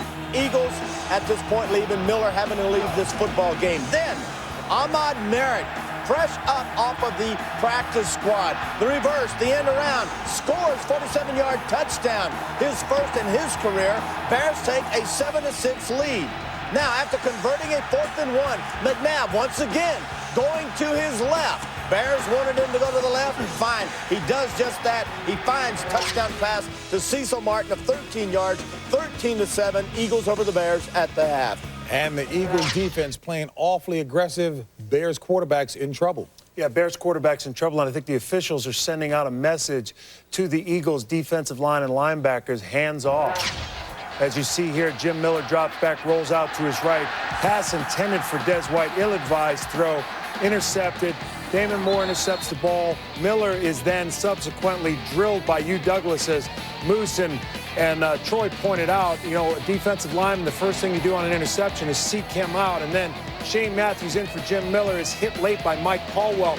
I don't think it's a roughing the quarterback call, but I think that was really a message call, because Terry pointed out earlier, the two teams kind of came together after that Jim Miller incident, and fists were ready to fly. Yeah, but, you know, the injury to Miller seemed to wake up the Bears a little bit. They seemed to be slumbering through that first half. We got to talk about the injury to Troy Vincent, though. He is the best defensive player on this Eagles team. And with the way that Jim Johnson, the defensive coordinator, loves to blitz, loves to bring everybody, they have to be able to play man coverage back there in the secondary. Let's see if the Bears can now take advantage of that injury. Well, the Bears got lucky when the Eagles were down there in scoring opportunity. 2 field goals instead of 2 touchdowns gave them life. Bears get the reverse, get a touchdown. But, boy, Donovan McNabb, his show again. What an outstanding job. 29 yards rushing, but he's ran for about 125 yards in the backfield and bought himself all kinds of time. All right, the game coming up later today. Hey, 6 yards shy of what I told him that he would get. Everything all right. Oakland at New England will be coming up later today.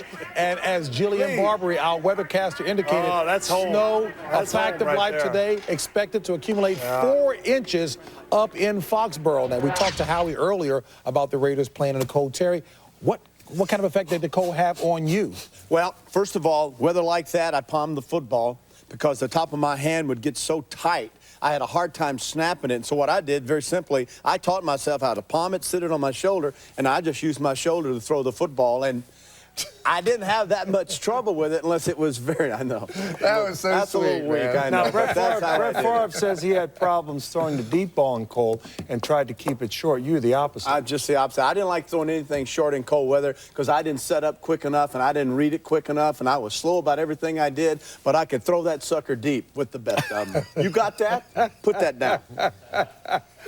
You hear that, Brett? Tom Brady is 11-3 as a starter, including having won 6 straight. Raiders haven't won a road playoff game since 1980. All right, folks, Bears Dick Duran, just named Coach of the Year, will have to get a squad ready. Why? Because of Donovan McNabb drilling this one to Cecil Martin on a 4th down call. That put the Eagles up.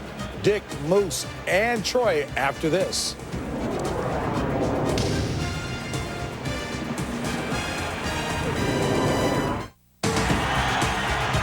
Visa is proud to celebrate the fans this season. Visa, it's everywhere NFL fans want to be. In just 2 weeks, it's a tribute to America as Super Bowl 36 kicks off on Fox. With live performances by U2, Paul McCartney, No Doubt, Mariah Carey, Mark Anthony with Mary J. Blige, the Bare Naked Ladies, along with a very special performance featuring the Boston Pops. It's the Super Bowl 36 pregame show, February 3rd at 1:30 Eastern, 10:30 Pacific, right here on Fox. Fox tomorrow. When Springfield bans sweets, Homer becomes a sugar smuggler. It's go time. And all these Simpsons. Then Hal's charged with a personal foul. Once again, I have to be embarrassed for the both of us. Yep. An all-new Malcolm. And television's most intense game returns with another all-new preview. The Chamber. It all starts at 8/7 Central tomorrow on Fox. Boys and girls, can anyone spell this? This is Deuce Staley of the Philadelphia Eagles. C-A-T. Deuce helps the United Way build stronger communities by supporting local educational programs. Deuce, can you spell chrysanthemum? Chrysanthemum? She got cat. Does someone here need a timeout? Chrysanthemum. C-H-R-Y-S-A-N-T-H-E-M-U-M. Chrysanthemum. Halftime here at Soldier Field, and the Eagles lead the Bears 13-7. It's been a physical game, a grueling game in the trenches, as we expected. And the stage has been set. Jim Miller hurt. We'll see his status and more when we come back for the second half. You're watching the NFC Divisional Playoffs on Fox. We'll dissect all the action of the Eagles-Bears showdown after the game.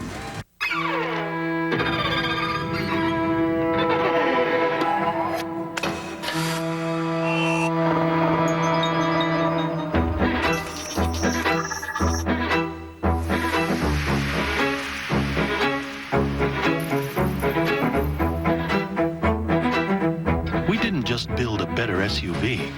We built a better Mercedes.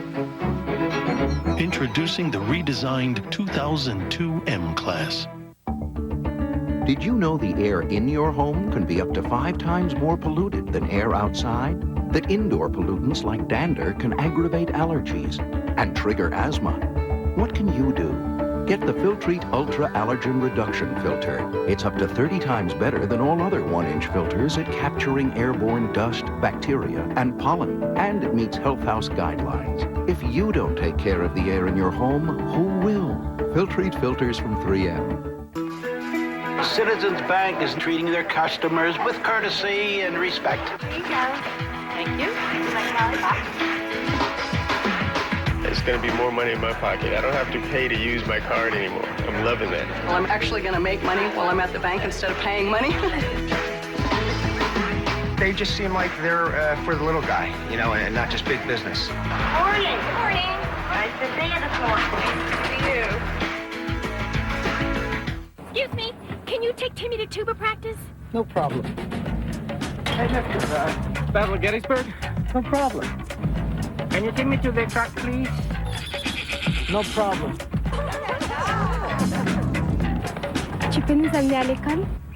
Dodge Caravan. It offers an exclusive power rear hatch Hey, my pony. and 972 seating configurations. Grab Dodge's 7-100 powertrain pledge, plus $2,000 cash allowance or low financing. Ford, GM, and Toyota don't match this. We all know that the great players will make the big plays in the big games. There's so many great players. You know, Brett Favre was always good in the playoffs. Well, the first person that comes to my mind is Franco Harris, Walter Payton, Jack Lambert, Emmitt Smith, especially Joe Montana. So cool. They feel they can make that big play to get their team through. Certainly Bradshaw, Johnny Unitas, John Elway.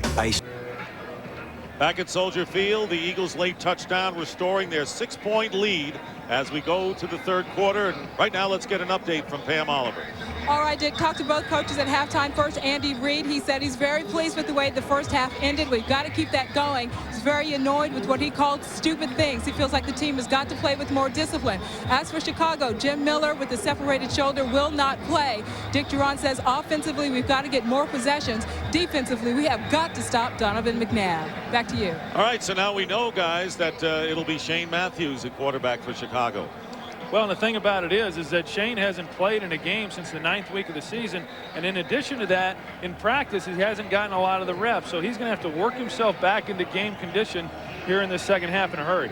And what about the Bears' strategy against Donovan McNabb, Moose? Well, he's kind of proven that there's really no way to contain him. I think they came in with a good plan, trying to force him to his left and not let him move to the right to make plays. But he's come out the left side and had most of his big plays moving to his left. Okay, and there's exactly what you're talking about. Yeah, right there, 3 for 3, 62 yards and a touchdown. So Donovan McNabb just continues to drive defensive coordinators crazy. McNabb huddled up here. He is used to the cold. Of course, he played in a city championship game for Mount Carmel High School. And now in his first start back at Soldier Field, David Akers begins the second half, and Leon Johnson returning for the Bears. And Johnson brings it out to the 29-yard line. Taking a look at the halftime statistics, after one quarter, the Eagles had the big edge in the numbers, and they still do. 230 total yards. Yeah, there's no question that the Eagles just dominated the first half. But if you look right here at the rushing yards, they were able to run the football, the Bears, like they had hoped to. But what's going to happen is they've got to get more production out of their passing game and make some plays and score some points. They're going to make something happen here. So it's Shane Matthews. in relief of Jim Miller. First down at the 29 with an empty backfield. Completes or incompleted pass to Baxter. First time they have gone to the tight end. Well, other than the end around run by Ahmad Merritt, 47 yards, only 41 other yards for the Bears today as they line up no huddle on 2nd and 10, and the pass underneath on the crossing pattern, and that is a reception. Des White making the catch, but a minimal gain, bringing up 3rd and long. That was Jeremiah Trotter. Well, what they're trying to do is they're trying to change the tempo of the game here and get things going a little bit more offensively. John Shoup, the offensive coordinator, has a tendency to try to go to the no huddle to change things up. They've been a little bit sluggish there in the first half. And Des White coming out. He was inactive in the last 2 regular season games with a hamstring pull. And that's one of the things that I'm surprised hasn't happened more this year with these Chicago Bear wide receivers, because they come across the middle 6, 7, 8 times a game, and you're going in, and Jeremiah Trotter just put a big hit on Des White right there. Yeah, and Jeremiah Trotter and the rest of those linebackers told us yesterday they were going to be looking him up, and they certainly were there. Dwayne Bates lining up to the right, replacing Des White on 3rd down and 8, and here is the pass. It's incomplete. Another crossing pattern. Booker, the intended receiver, and he's slow getting up. Booker is hurt back at the 40-yard line. The play was broken up by Rashard Cook. So Jim Miller goes down, and then Des White goes out, and now Booker. Yeah, they bring the linebacker blitzes. Watch Shane Matthews, and he slides and is able to avoid the pressure. He delivers a nice pass here to Marty Booker. Marty doesn't drop very many passes, and you just hope that he's okay. This Chicago Bear offense is going to need his big play abilities if they're going to make the plays in the passing game that are going to be necessary. Well, that's 2 back-to-back plays. You had Des White going out on the crossing pattern, Marty Booker going out on that. So right there, in 2 consecutive plays, you've just nicked up 2 of your wide receivers. And you remember the Bears lost perhaps their deepest threat, the guy that stretched the defenses, in Marcus Robinson, who went out with knee surgery earlier in the year. So this has been a depleted receiving core. Well, here's a look at the hit on Des White by Jeremiah Trotter, and he barely is able to get his feet planted in the ground before Jeremiah Trotter is hitting him with a full load. And those receivers, as Moose mentioned, I'm surprised there hasn't been more of that throughout the season. And Des White, he doesn't got the grass in the face mask and just doesn't look like he's all together there right now. Well, this is a team that really avoided injuries. They stayed healthy, other than, as we said, Marcus Robinson. And now Booker gets shaken up. Miller is out. It's a matter of attrition for the Chicagoans. We'll be right back.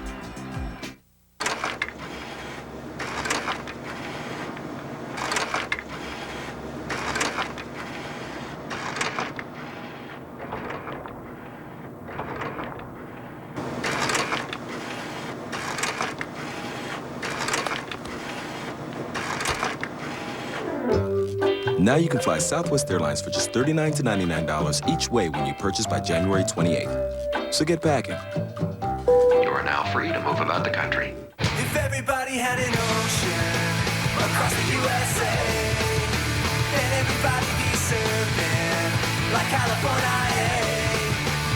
Everybody's gone surfing. Actually, everybody's snowboarding. Especially in the Wasatch Backcountry, where the Wasatch Powderbird guides can fly you to snowboarding heaven, as long as you've got what it takes.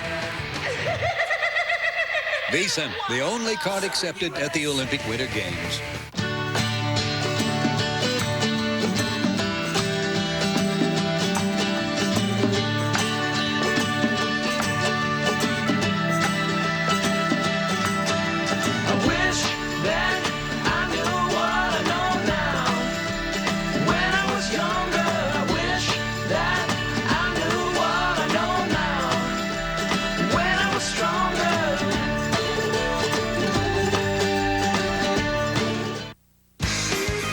NFC Divisional Playoffs on Fox are brought to you by Nike Shox XT.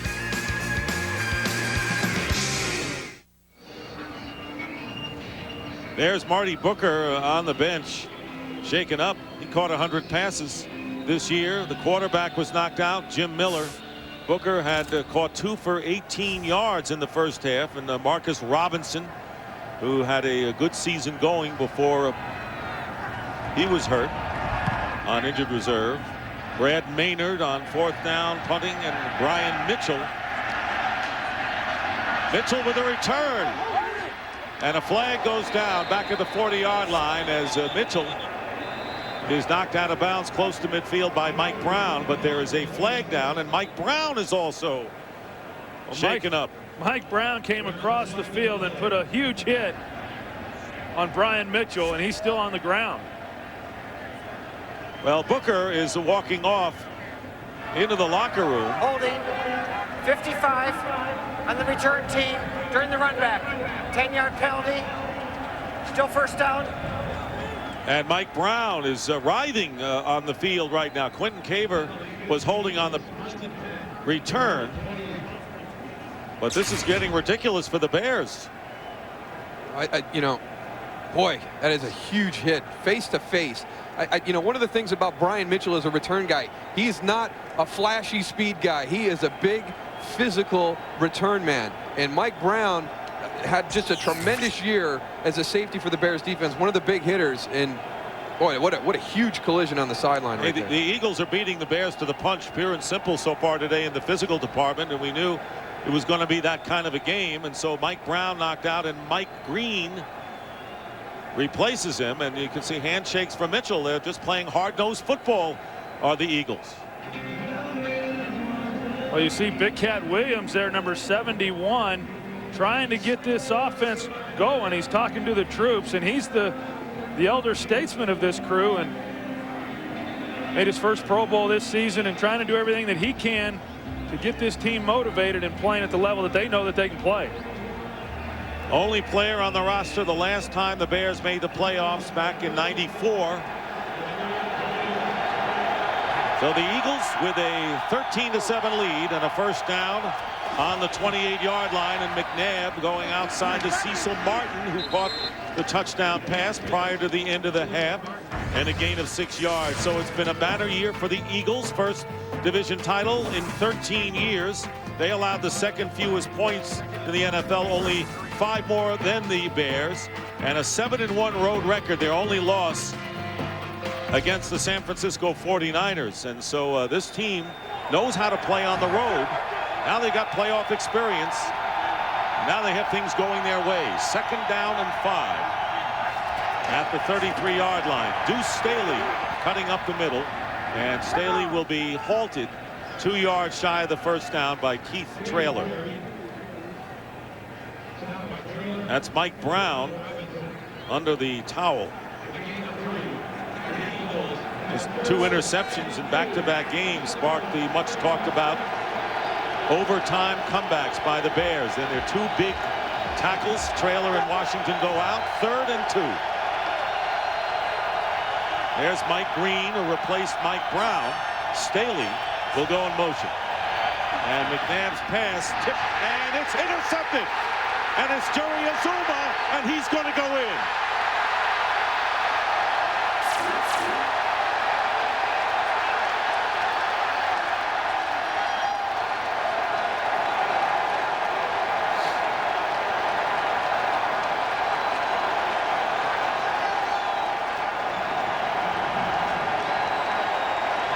So just when you're ready to say the Bears may be hibernating for the rest of the year, they make a big play. And it was a defensive touchdown, their 6th of the year. Well, you take a look, Donovan McNabb trying to get the ball in there. R.W. McQuarters looked like he might have gotten a hand on it, and then Jerry Azuma there for the deflection. And this is a defense that has been living off the turnover all season long and taking advantage of the opportunities they've had. 38-yard return by Jerry Azuma, tying the game. And Paul Ettinger gives the Bears the lead. So Donovan McNabb with the interception, and the mistakes and the penalties have hurt, and a big play. The second big play, this one on defense for Chicago, and they lead Philadelphia by 1. The Dolphins will go for it on 4th down. Fiedler's going to throw it over the middle. Hits his man. 15, 10, 5. Touchdown, Miami.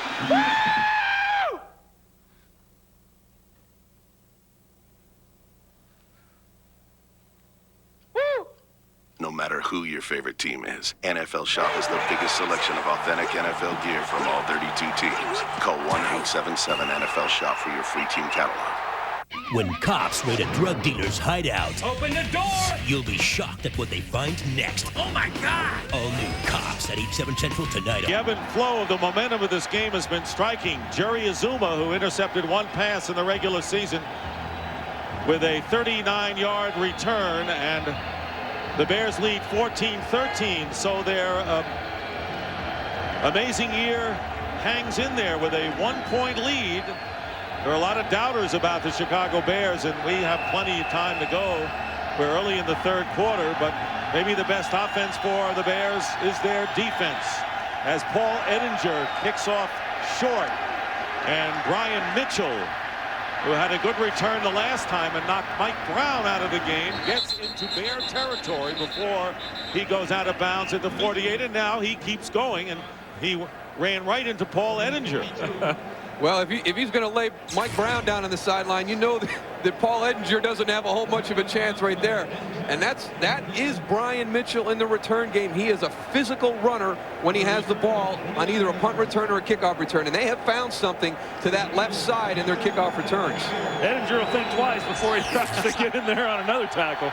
Boy, Mitchell led with that right shoulder. First down in Bear territory. Deuce Staley trying to get some rushing yards. First gets hit by Azuma, and now Staley and late flag. Harris, and a late flag indeed. And this one will go against the Eagles. They've been a little careless in the personal foul department today, Troy. Yeah, well, that was Deuce Staley. Looks like they're going to get him on a hold. Holding, 89, offense, 10-yard penalty, replay first down. Well, and here's the penalty on Chad Lewis, number 89, right there, getting a hold of Warwick Holdman. It looked originally like they were going to call Deuce Staley. He was out of bounds, and he took a shot at Walt Harris when they were on the sideline out of bounds. But the Eagles self-destructing on penalties. That the holding call puts the ball back in Philadelphia territory. First down and 20. McNabb, and his pass incomplete, going to Chad Lewis.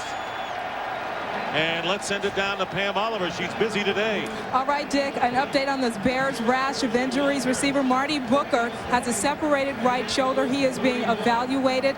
Des White is said to be fine. Mike Brown, a mild concussion, temporarily out. He may return, though, today. Back to you. A laundry list of injuries as you look at Mike Brown and Booker with the separated shoulder. Brown wants to get back in there. And the good thing about that is you see that Mike Brown does not have his helmet with him. They will take your helmet away from you when you have a concussion, so you can't get back on the field. James Thrash in the backfield, and the play fake to him. McNabb looking for running room or a passing lane, and he drops the pass. Todd Pinkston was open at the 35-yard line, and it came right out of his hands. Well, on the play right before that, Dick, Donovan McNabb had a shot at Chad Lewis and did not deliver him the football. Here, Donovan has Todd Pinkston. The throw's a little bit behind him, but that's a play right there that Todd Pinkston has got to be able to make. It hits him right in the hands, and he picks up the first down there. If he comes down with it, those are the plays that make a difference. 3rd and 20. On the Eagle 41.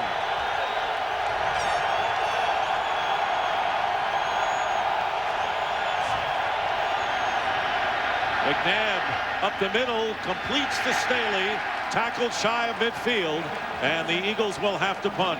Brian Urlacher on the tackle. Well, early in the game with the first 2 field goals, the Eagles had things going their way, and then the Bears on Merritt's 47-yard end around gave them the spark, and then it looked like the Eagles were taking control of this game, guys, early in the 3rd, and then the interception and score, and the defense holding. And the punt by Sean Landetta. And the fair catch by R.W. McQuarters inside the 15-yard line.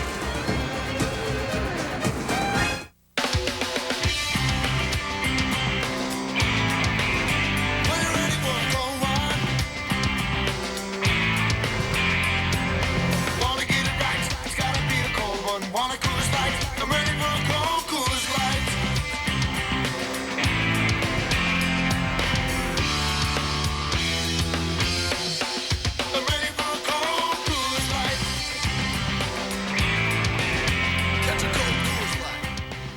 Double up with Taco Bell's Crunchy Taco and Bean Burrito for 98 cents. Now with tastier beef, heartier beans, and softer tortillas. And together at just 98 cents, your taste buds will be twice as happy. For a tasty deal, think outside the bun.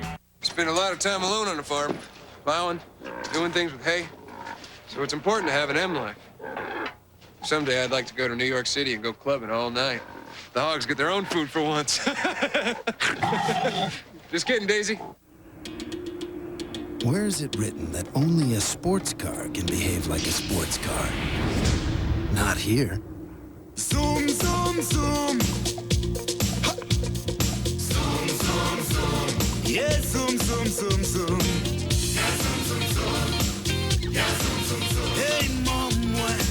The powerful 2-liter Mazda Protege. Why should sports cars have all the fun? Watch the first minute of 24 and you're in. If I do not get myself out of this situation, my wife and daughter will be killed. Catch the rest of the hour. He escaped. He's still out there. And you're hooked. Open that door! And all new 24 at 9, 8 Central, Fox Tuesday.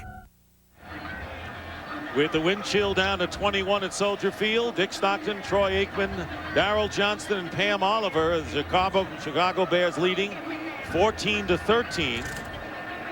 And Shane Matthews in relief of Jim Miller, who suffered a separated shoulder. So did Marty Booker, but he's back out there at wide receiver, as is Des White, who was dinged earlier.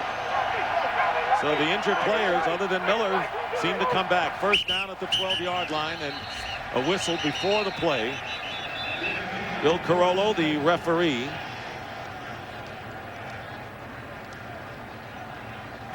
Prior to the snap, false start. 64, offense. 5-yard penalty, first down. That was left guard Rex Tucker. You know what happens here, Dick, is you got a new quarterback, Shane Matthews, here all season long. They've been pretty much used to Jim Miller's cadence, and it's difficult when you're down here in the crowd and then trying to get accustomed to a new quarterback, and there's going to be some problems. Well, it's been a problem, the false start penalties, but that was the first penalty on the Bears today.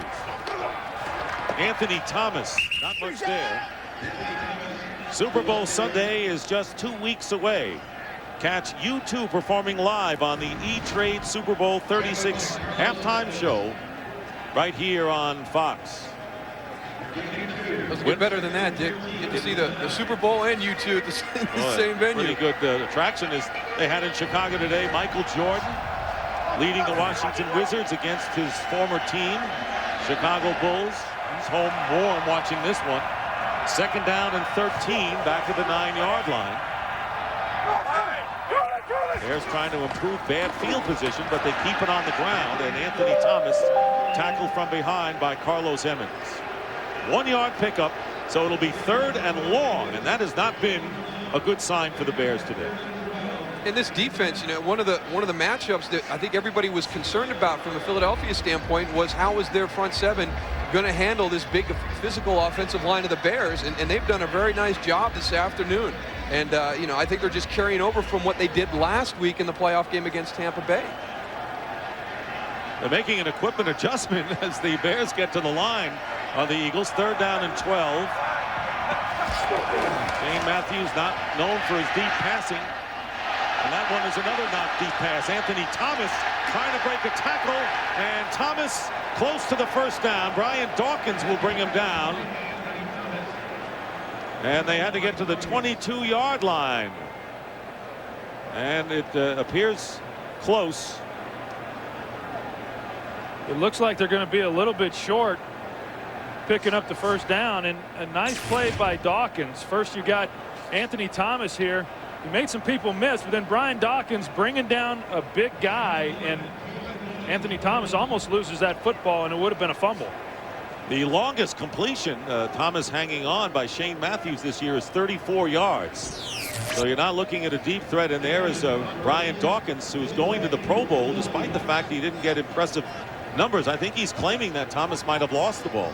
Well, I don't know that. You know, I think what he's trying to do, Dick, is I think he's talking to the offense. The offense is there getting ready to go out onto the field, trying to get them motivated. Brian Urlacher is on this punt team right now for the Bears.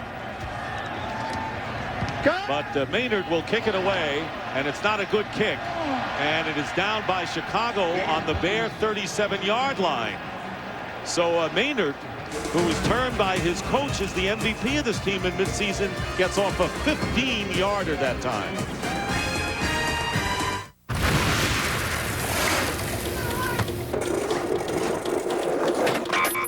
Now this same feeling is available in a car. Zoom, zoom, zoom. Introducing the all-new Mazda Protege 5. Yeah, zoom, zoom, zoom, zoom. Zoom, zoom, zoom. Same feeling. Zoom, zoom. New form. Hey, mom.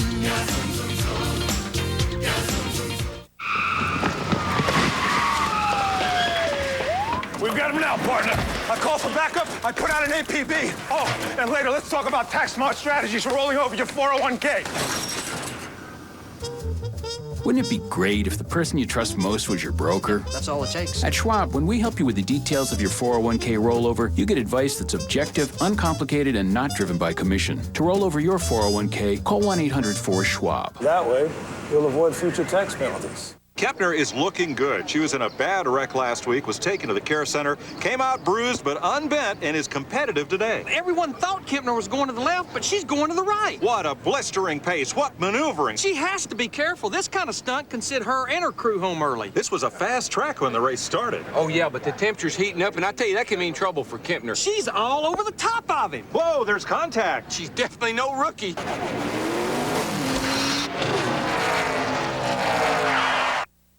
The NFC Divisional Playoffs on Fox are brought to you by Southwest Airlines, proud sponsor of the NFL and official airline of Super Bowl 36. By AT&T Wireless, your world close at hand. By Mazda, who invite you to discover the sheer joy of motion. And by Rocky Mountain Cold Coors Light. Are you ready for a cold one? Nighttime in the Second City, and the Second City team leads the Eagles by 1. Philadelphia is starting their second drive here in this half in Chicago territory. They're at the 36. Pitch to Correll Buckhalter off the left side.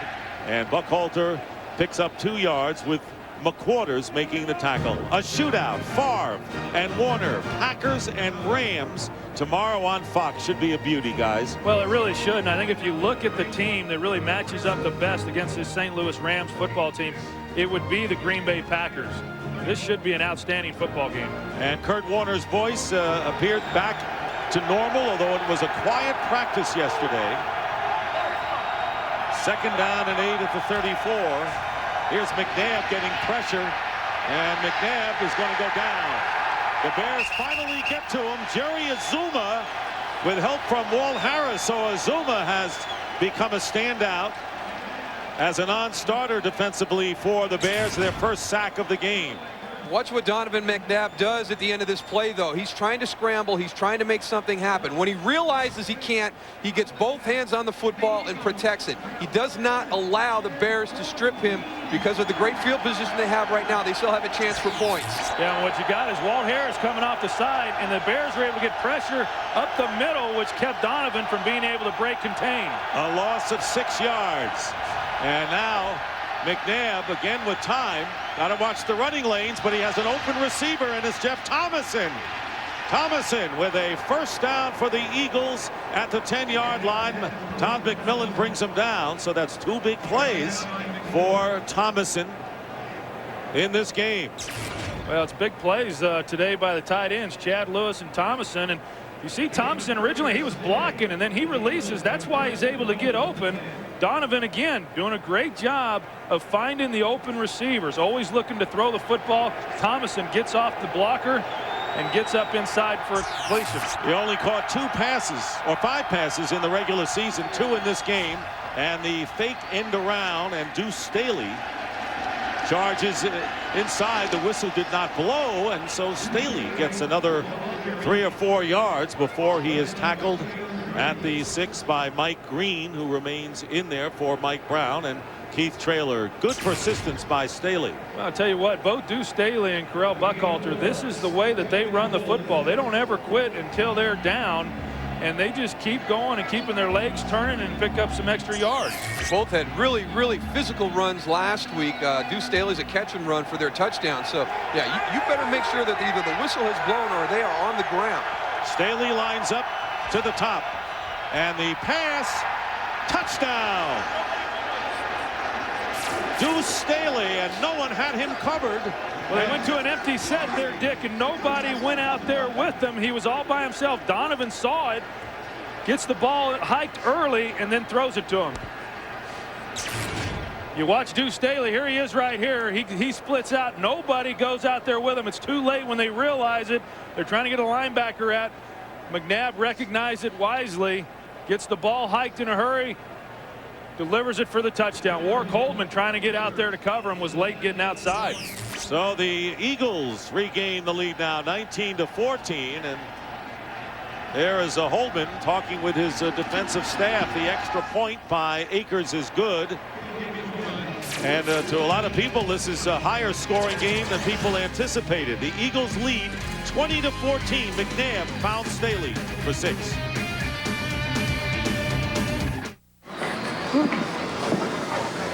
How'd your date go?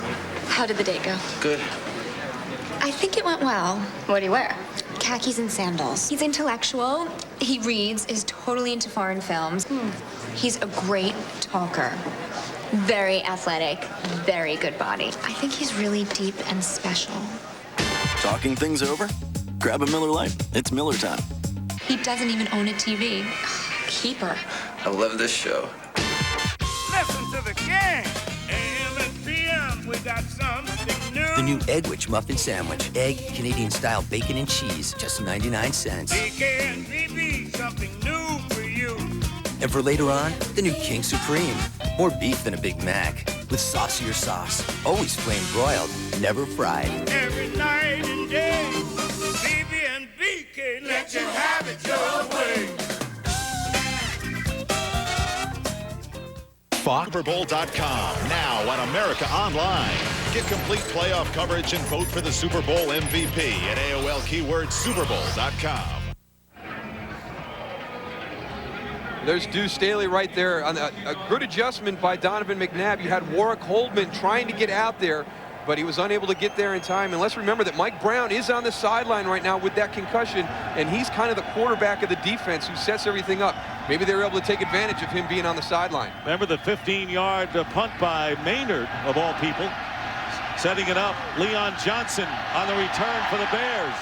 And good field position. The question is, what do the Bears do with good field position? And Mike Brown getting his helmet back on. Greg Blosh talking to him moments ago. Well, you heard Moose say before that he took the helmet away from him so he wouldn't get back out on the field. He was trying to. Well, there's a look at Warwick Holdman and talking with Greg Blosh and trying to explain why he was unable to see Deuce Staley split out and go out there with him in coverage. Shane Matthews. Bears twice have been 3 and out here in the second half. It's been a defensive touchdown that gave him the lead momentarily as Anthony Thomas going off the left side, picking up 5 yards on the play. We have had 4 lead changes in this game. The Eagles leading by 6, and the 6 points would have to be those early field goals by David Akers in the first quarter.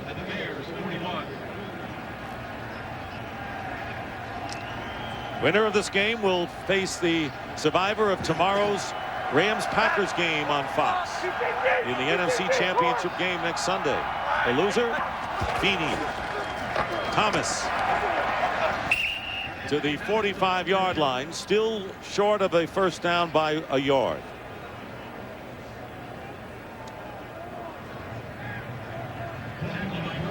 Well, the Bears are sticking with their game plan on what they want to do. They're going to still try to hammer Anthony Thomas up inside and stick with it. No reason for him not to.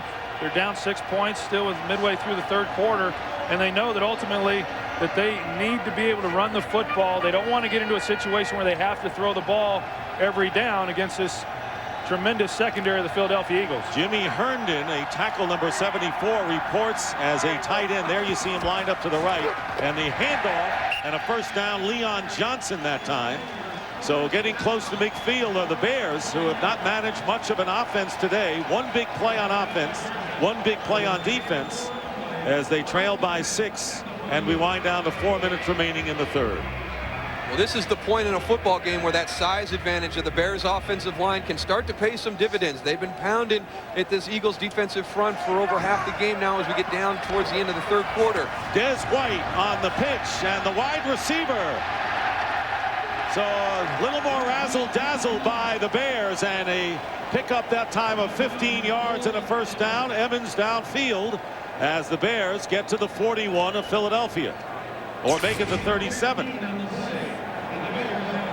Number 81, Ahmad Merritt, coming inside, getting a good block on Rashad Cook. Maybe got away with a little bit of a hold there, but he's having a nice afternoon today. A guy that was elevated from the practice squad late in the year. Jim Miller, who got cheers when he came out, separated right shoulder, has not come back in the game. It's been Shane Matthews, and now the handoff and a loss on the play. Anthony Thomas is driven back by a host of Eagles led by Brandon Whiting. Nice play by Brandon Whiting there, getting penetration. It was a slow developing run play.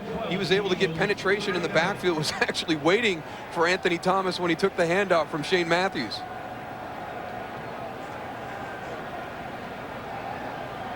Bears in a 2nd and long, 2nd and 12 on the 39-yard line.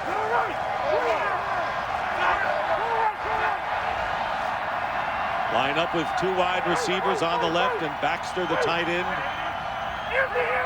in motion. Now Thomas goes, and there's a wide receiver screen, and it's Des White. And Des White close to the first down, this time to the other side. Jeremiah Trotter, the middle linebacker, on the tackle. You know, we talked to the Eagles, and the one thing they talked about yesterday that they had to be able to defend was the bubble screen. You see here, 86 Marty Booker putting the block, and then Des White getting up inside, and everything that the Bears do as far as formations, they run that bubble screen, and it creates some real problems for a defense. In fact, that's one of the reasons why the Philadelphia Eagles have not played a lot of man-to-man coverage. It's very susceptible defense to that play, but they got a big gain there in a 3rd and short situation. 3rd and 1. Leon Johnson is the back, and Johnson will have the first down. His feet churning. Leon Johnson, signed in October, gets the first down for the Bears on the Philadelphia 26. You know, the one thing the Bears have been able to do is they've been able to answer the scores of the Philadelphia Eagles. They go down and they score points, and the Bears bounce right back. They're showing the resiliency that really they've had all season long, that has gotten them into this divisional game, and they're doing a nice job of rebounding each and every time Philadelphia does something. Marty Booker split to the left. First down on the 26. Play action for Matthews.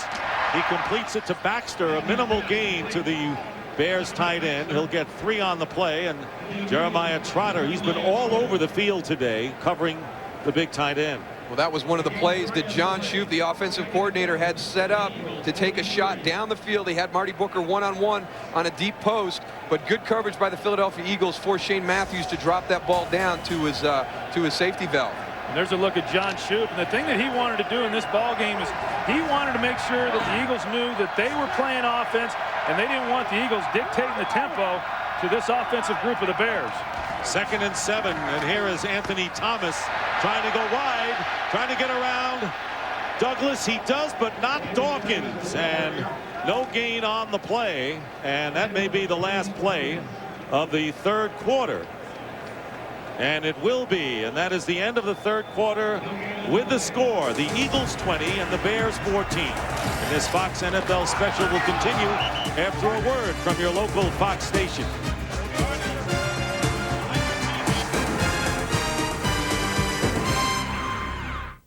You're watching the NFC Divisional Playoffs on Fox.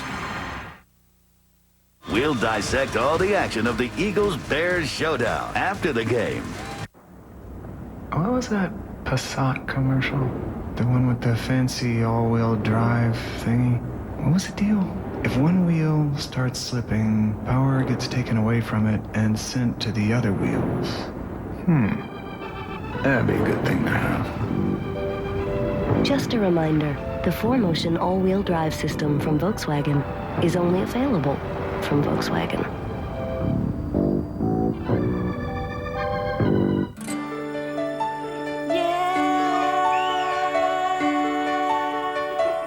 To create a comfort zone. That's why you're here. To extend its boundaries. That's why we're here.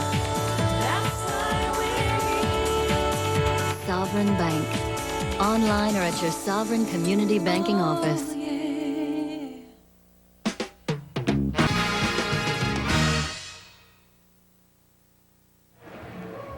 And the season will end for one of these teams as we start the fourth quarter at Soldier Field. Dick Stockton, Troy Aikman, Moose Johnston, Pam Oliver. The Eagles lead 20-14.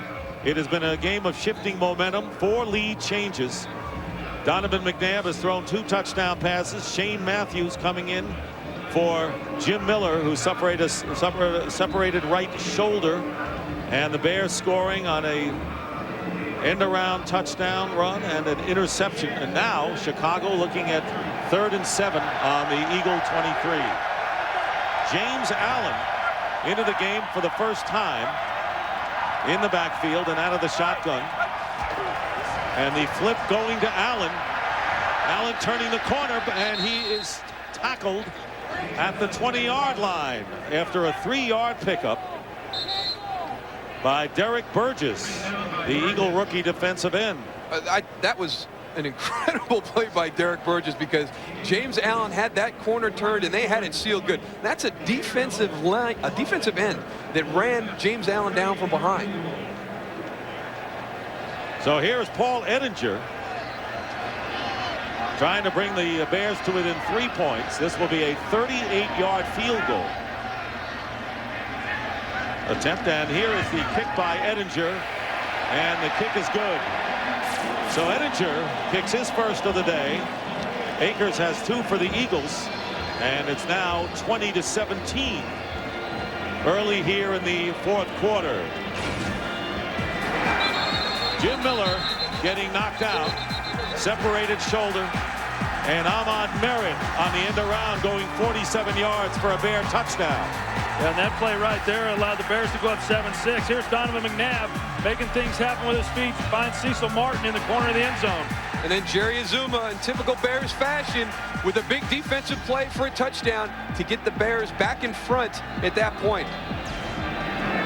So there they are, Andy Reid and Dick Geron, who are both assistant coaches on the original Green Bay Packers staff put together by Mike Holmgren, and it has been a distinguished staff as well. But here they are facing each other, and great respect for one another. And let's take a look at some of the others on Mike Holmgren's 1992 Packer coaching staff. You saw Reid and Geron. How about John Gruden and Steve Mariucci? Greg Blosh, who is the defensive coordinator of the Chicagoans. Yeah, and Sherm Lewis and Ray Rhodes, and you look at that group, and it goes to Mike Holmgren, but ultimately it still goes up the tree to Bill Walsh and his influence. Ettinger with the kickoff, and Brian Mitchell at the 15-yard line returning for the Eagles, and moves it out to the 34.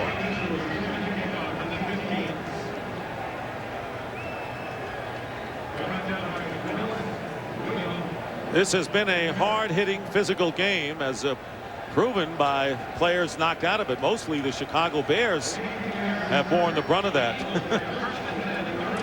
Steam coming out. Wind chill barely at 20 degrees right now. Mike Brown is checked back into the ball game. And a first down at the 33-yard line. And there is a pass intended for Thrash downfield and covered by R.W. McQuarters. We'll get complete playoff and Super Bowl coverage at the official source, superbowl.com, or America Online, keyword superbowl.com. So Mike Brown, who suffered a concussion, back in there at free safety. Everyone but Jim Miller has come back in the lineup after they were knocked out. 2nd and 10 for McNabb. Goes to plan B, and it's through Staley and pushed out of bounds by Urlacher. Staley gets it up to the 41-yard line and a gain of 8. And this Bears secondary really doing a pretty good job of staying with these wide receivers. When you've got a quarterback like Donovan McNabb who's able to buy time, these corners and safeties have to stay with their guys that much longer, and they're doing a nice job. Right there, they had him picked up, and Donovan had to throw the swing pass. And another big 3rd down coming up.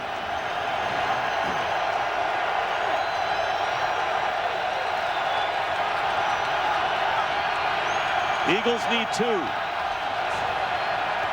McNabb with a pump fake and looking to run, and he will. He'll get the 1st down as he walks out of bounds at the 49-yard line. So the legs do it for Donovan McNabb, and the Eagles keep possession. A nice job of the Eagles picking up the blitz. Brian Urlacher will pull out. You'll see the 2 safeties come in. Deuce Staley picks up the 2nd one. Donovan has plenty of time, but sees that opening to the right side, and he takes advantage of it with enough yards for the 1st down. Eagles on their own 49-yard line. McNabb has gained 44 yards rushing on 5 attempts. Handoff, Deuce Staley. And Staley gets 2 yards into Bear territory.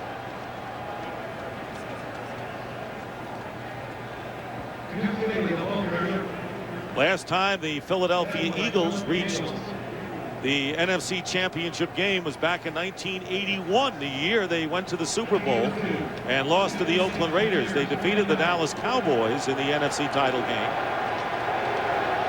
They're trying to get there again. 2nd down and 8. Big edge in yardage for the Philadelphia offense. McNabb, and the pass caught for the 1st down at the 40 by Chad Lewis. How valuable has Lewis been down the stretch for the Eagles, including last week's wild card game? Well, he's just given Donovan tremendous confidence. Watch here, Donovan McNabb. Roosevelt Colvin reads it perfectly. Donovan does a great job of making Colvin get off his feet, which then creates a lane. Here's Chad Lewis just dragging across. Donovan finding him, but you're right. Chad Lewis has been able to be the sure-handed guy here towards the end of the season, and has become somewhat of a security blanket, much like he was last year for Donovan McNabb. On 1st down, Jamie Reeder, the fullback, on his 1st carry of the game, and Mike Brown with his 1st real hit. Brown and Tafoya combined to make the stop. A loss of 1 for the Eagles. They're on the Bear 41-yard line early in the 4th quarter, with the Eagles leading by 3.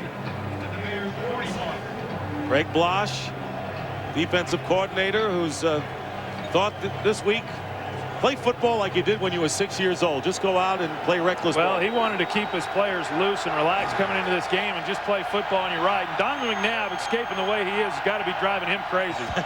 2nd and 11, quick toss to Pinkston. And Pinkston picks up another Eagle 1st down. 1st reception of the game for Todd Pinkston, with Mike Brown on the coverage. Well, you can see Brian Urlacher talking to him. Here's Todd Pinkston. There goes the coverage in on the blitz.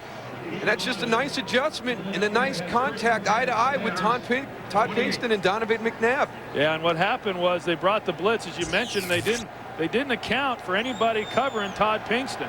A real mess up there by the Chicago Bear defense. And that's a rarity.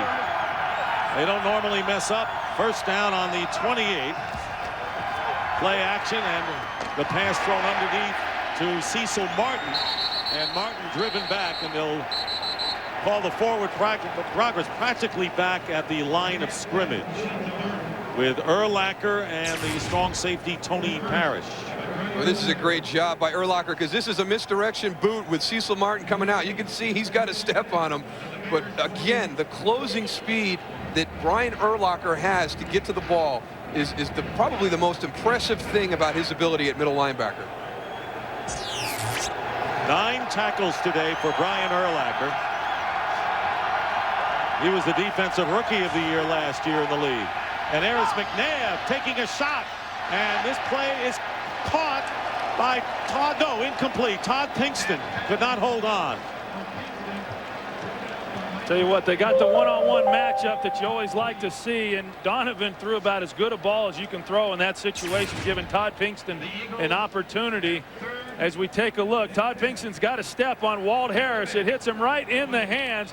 It's perfect, and Todd Pinkston had some problems early in this season coming down with some catches. He improved with that as the season progressed. He won't have a bigger drop than that one right there this season. Because that brings up a 3rd down and 10.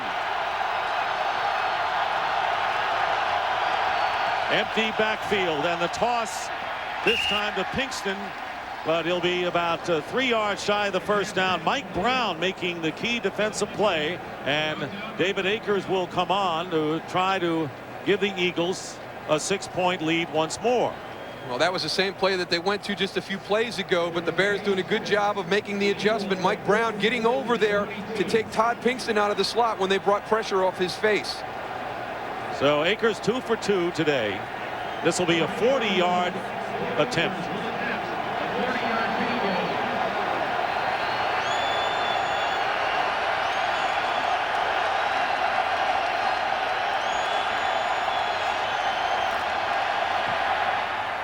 And Akers' kick is good. So Akers 3 for 3 today, and McNabb wondering what it might have been if Pinkston had hold on, but the Eagles now lead again by 6 points. Hey, Stan, remember that time we went hiking and you found that baby golden retriever? Oh, yeah. Hey, little guy. Didn't that dog have rabies? That's right. Did, didn't it? Golden retrievers sure are cute when they're little, aren't they? I wonder whatever happened to that dog. I still have him. His name is Henry, Clay Henry. He's a fireman and a Jared fan from Subway. He got real big on burgers and fries. Now he's down to a smaller size. Gets his might from his veggie delight. Great taste each day from his local Subway. He's Henry, Clay Henry. With exercise and a diet including Subway's 7 delicious sandwiches with 6 grams of fat or less, people like Clay Henry are inspirations for everyone. Subway, eat fresh. Proud sponsor of the American Heart Association's Heart Walk.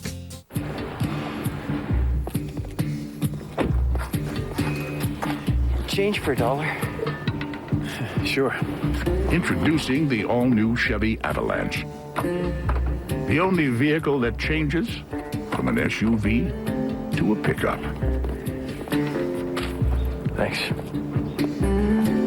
Chevy Avalanche. Motor Trend's 2002 Truck of the Year. Avalanche, like a rock.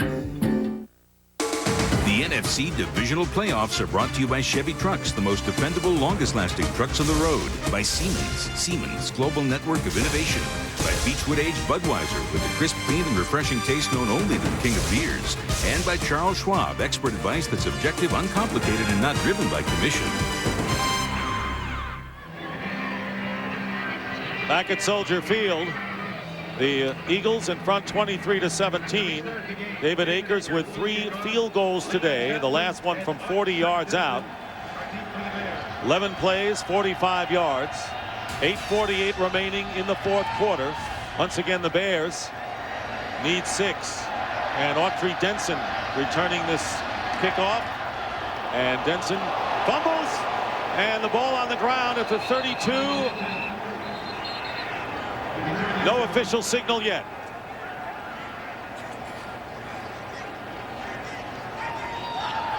Eagles.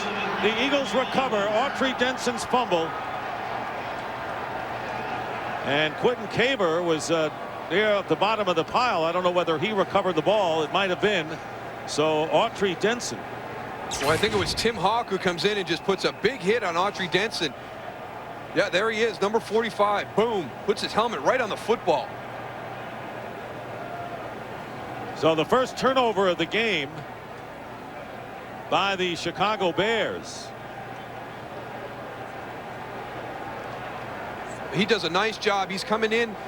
He's on the opposite side. He's the safety. He's coming across as Autry's moving up. And look at the aggressive move right there as he goes in. And you saw how he put his helmet right on the ball. So the Eagles get the ball, good field position. on the 35-yard line of the Bears. Handoff to Deuce Staley. And Staley getting back to the line of scrimmage. Damon Moore had an interception earlier in the game, and then the fumble. The Eagles had a turnover as Donovan McNabb's interception returned by Jerry Azuma for a touchdown.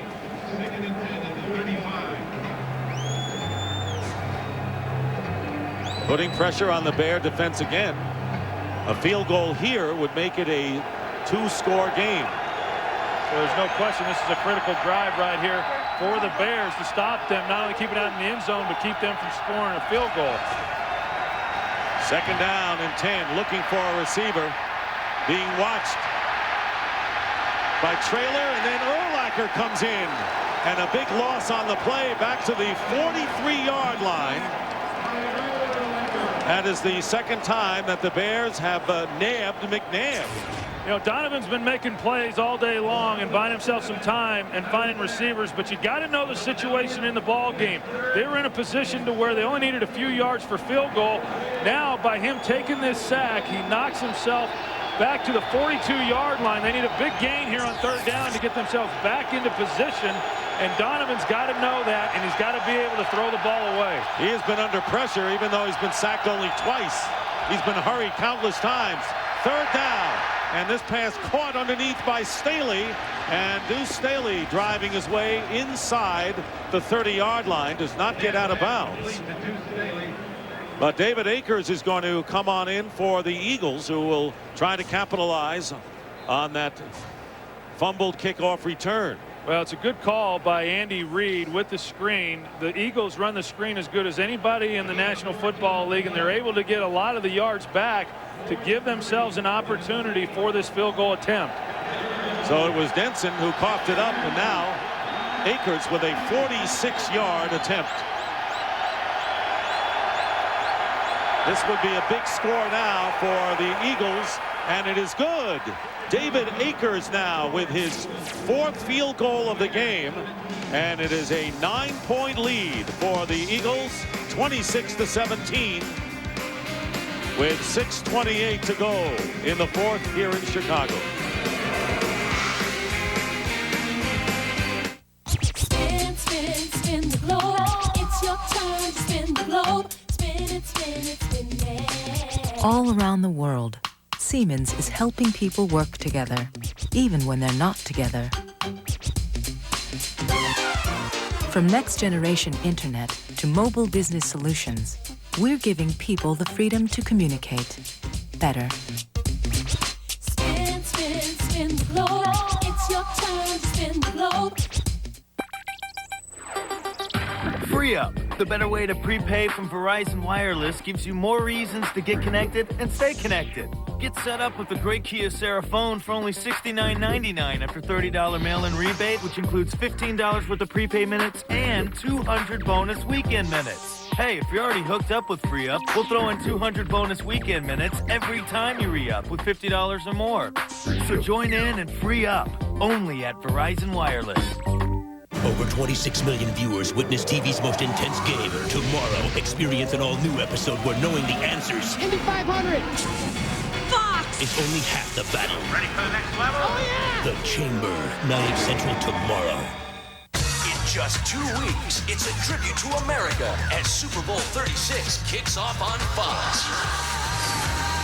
With live performances by U2, Paul McCartney, No Doubt, Mariah Carey, Mark Anthony with Mary J. Blige, the Bare Naked Ladies, along with a very special performance featuring the Boston Pops. It's the Super Bowl 36 pregame show, February 3rd at 1:30 Eastern, 10:30 Pacific, right here on Fox. A big 9-point lead, even though there are 6:28 to go. The way the Bears offense has gone today, that is a huge advantage for the Eagles. And David Akers kicking off a little deeper than the last few kicks. Autry Denson, who just fumbled the previous kickoff, on the return and works his way to the 33-yard line. So that is what the Bears need to do. 2 scores to come back in this game.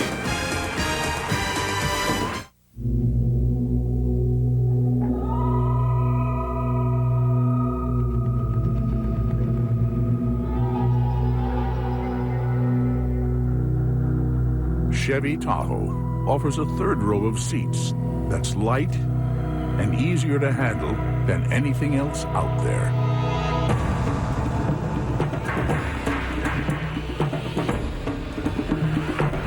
Chevy Tahoe, like a rock. Double up with Taco Bell's Crunchy Taco and Bean Burrito for 98 cents. Now with tastier beef, heartier beans, and softer tortillas. And together at just 98 cents, your taste buds will be twice as happy. For a tasty deal, think outside the bun. Kick off the year with Jet Li in Kiss of the Dragon. It sets a new standard for action. Jet Li, Bridget Fonda, Kiss of the Dragon. Rent it or own the explosive DVD this Tuesday.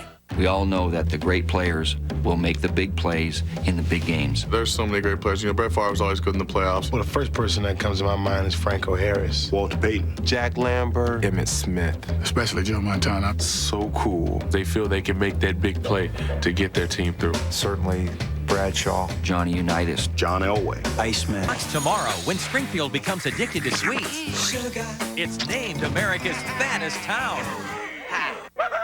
In your face, Milwaukee! Ben Stiller guest stars The Simpsons, all new at 8/7 Central tomorrow on Fox. Well, a city with big shoulders and big letters. Bears supporters. But right now, the Bears on the short end of a 26-17 game with 6:17 to go.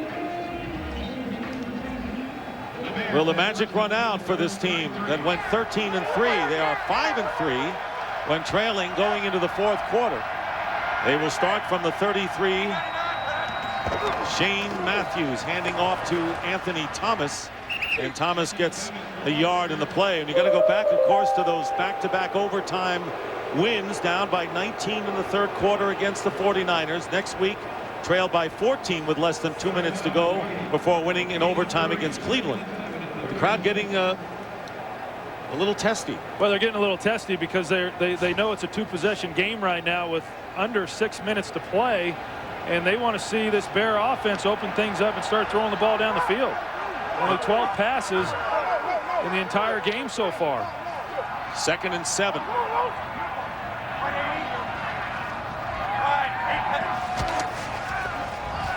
Matthews backed up.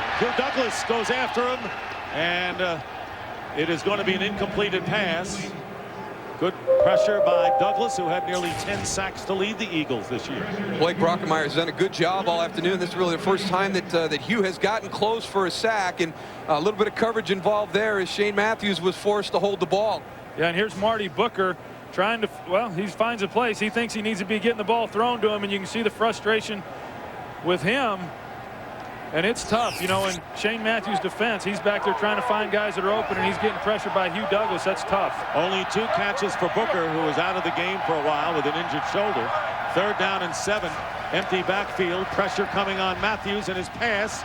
And it's incomplete, tipped and nearly intercepted by Brian Dawkins. So 3 and out for the Bears. Marty Booker was the intended receiver downfield, and 5:24 to go. Well, I think what you're seeing is some of the rust on Shane Matthews. He delivers a pretty high ball, hard as well, in there to Marty Booker. Fortunate that it wasn't intercepted, but this is a difficult team to try to get. You see McNabb, he's pretty excited, pretty excited about things right now, as well he should be, but tough to get into the sync of a game when you haven't played in a while against this Eagles defense. Brad Maynard with the line drive kick. And this one goes out of bounds to the left. Not been an exemplary day for Maynard, but the Eagles have it with 5:17 to go and a 9-point lead. Make this.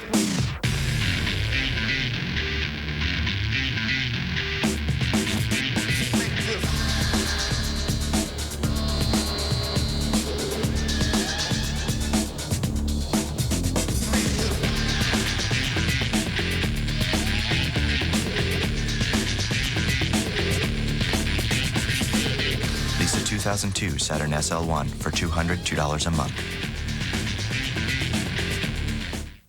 Some family secrets should never be told. You don't want this baby, do you? You won't understand. But when the truth comes out, no one will believe it. Is your daughter carrying your child? The hit series Boston Public, all new Fox Monday. Hi, I'm Brian Urlacher of Chicago Bears. We like to think our defense is the best in the NFL, but we like to thank our American military personnel for providing the best defense in the world. You are America's pride. Brian Urlacher on defense, and in the NFC playoffs, the teams with a bye week have lost only one game in divisional contests, and the only loss, the 49ers, losing to the Packers. Andy Reid, a coach on that staff back in '95 with the Packers. So he wants to be a part of the 21-2, possibly. 1st and 10 at the 36. Deuce Staley back there in a play-action situation for McNabb. And McNabb throws it away into the Bears bench. Brian Robinson chasing McNabb. And a flag down. Donovan McNabb playing with fire, doing it with his legs and his arms today. And McNabb coming back to Chicago, where he played in high school in the South Side. Touchdown passes, that to Cecil Martin. And the Eagles leading by 9. The flag. And Bill Carollo. Ineligible player on the passing team early downfield, number 63. That penalty is declined. 2nd down. I think you watch what the Eagles did there on 1st down, coming out and throwing the football, and I think that just typifies what Andy Reid is all about. You got a 9-point lead with 5 minutes to play in the game, and on 1st down, he's still throwing the football and risking stopping the clock. 2nd and 10 at the 36.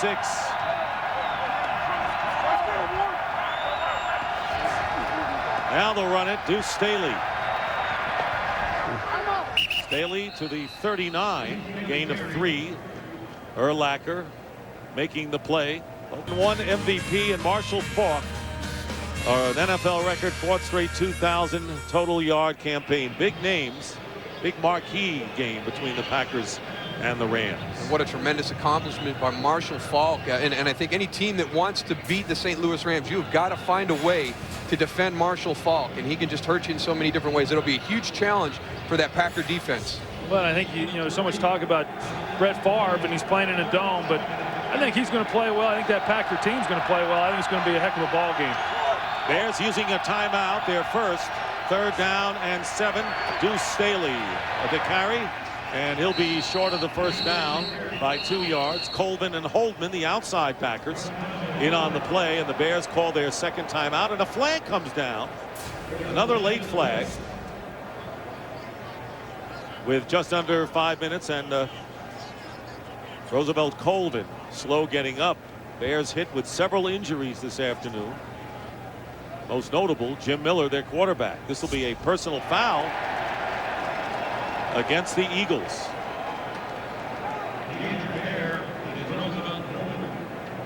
Miller going out with a separated shoulder in the 1st half, and Shane Matthews taking over.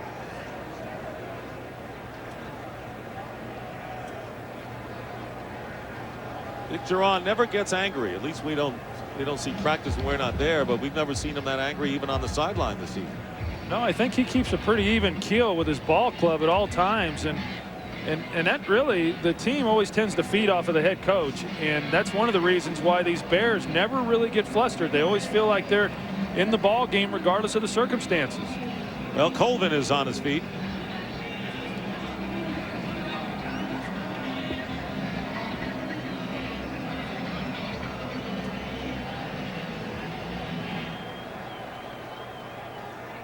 Brian Urlacher marching around without his helmet. Well, they're trying to figure out what to do, whether to accept the penalty and have it go back, or because it's 4th down. Yeah, or decline it and try and get the ball back on the next play. 4th and 4. Personal foul, unnecessary roughness. Number 69 kicking a player. That penalty is declined. Sure. Result of the play is going to be 4th down. Well, that's John Runyon again, and you know, I'm all for playing aggressive and all that, but this is just, you take a look at him there. You got John Welburn, who's trying to get him out of there.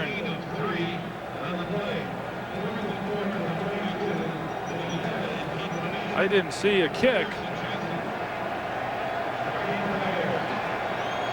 And they get the timeout back as well. They had called their second timeout. They get it back. They still have 2. So Sean Landeta back to punt. With 4:56 on the clock, the Bears need 2 scores. And Landeta kicking this one to Leon Johnson. Hemmed in, down he goes at the 20. Good coverage that time by Damian Douglas of the Eagles. Well, the Bears are on the 20, and they need 2 scores with Shane Matthews, who really hasn't taken much of a shot downfield yet. Well, Shane Matthews has been in this situation before, as we talked about earlier, midway through the season, and the comebacks that he had against the San Francisco 49ers and the Cleveland Browns, and it's going to take another effort just like that. And I would think that they're going to go into a no-huddle offense here. They need 2 scores without a lot of time to do it, and I would expect them to see in the 2-minute mode and start trying to push this ball down the field, something that they have not done so far in this game. Well, James Allen, a good receiver as a back, lines up as the tailback on first down, and Matthews dragged down by Hugh Douglas. And that is the second sack by the Eagles and the first by Douglas today. Well, James Allen was working that side, and he just goes out into the swing route, and you got Hugh Douglas at the bottom working against Blake Brockermeyer. Gets no help from James Allen, and as a result, Hugh Douglas goes right around him.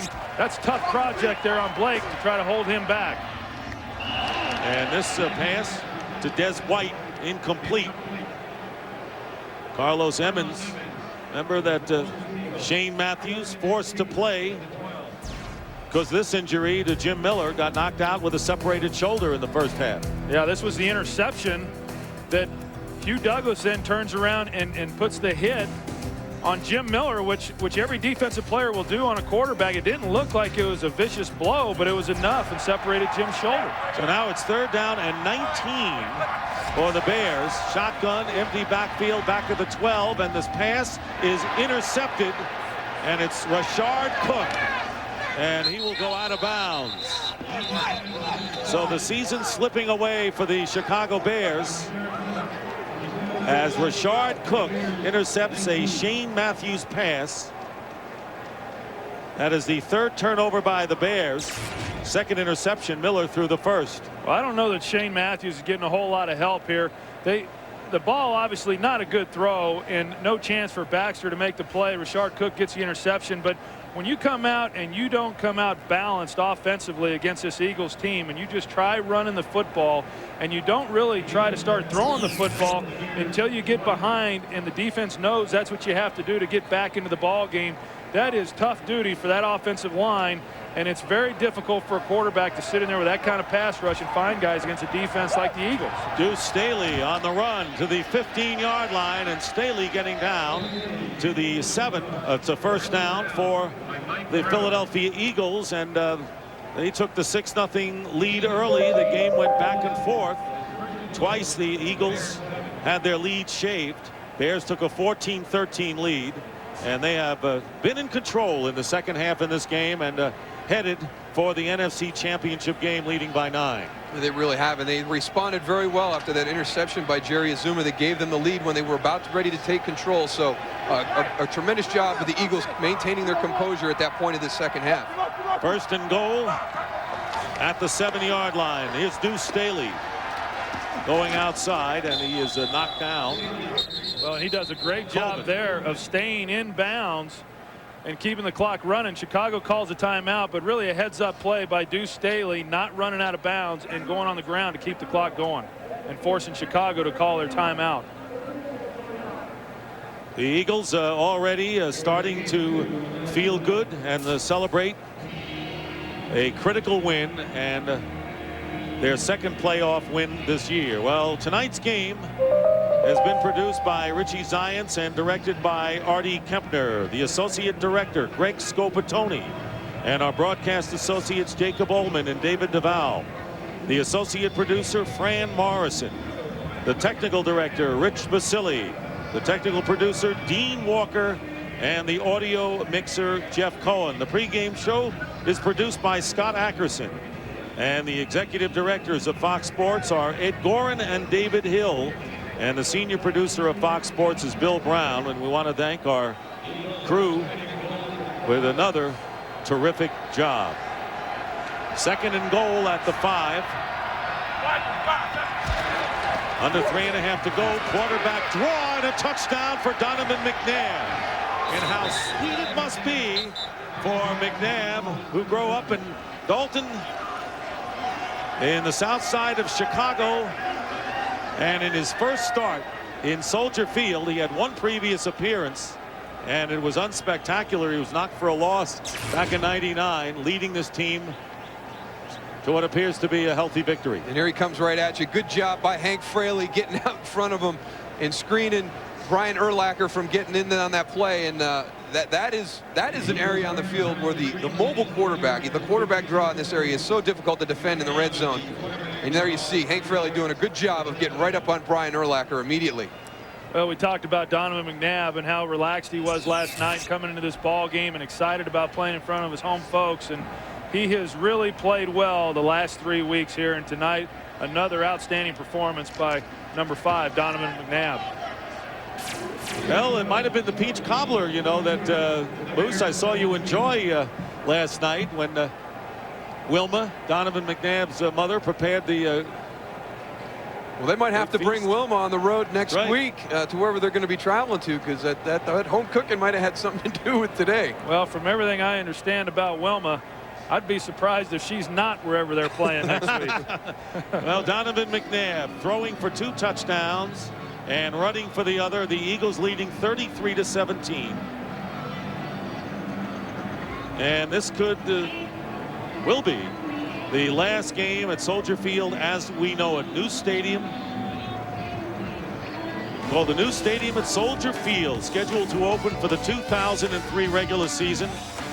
What's important is that the historic colonnades and south wall will remain untouched. It'll be built within the existing exterior. Sidelines will be improved. Sideline seating will be increased.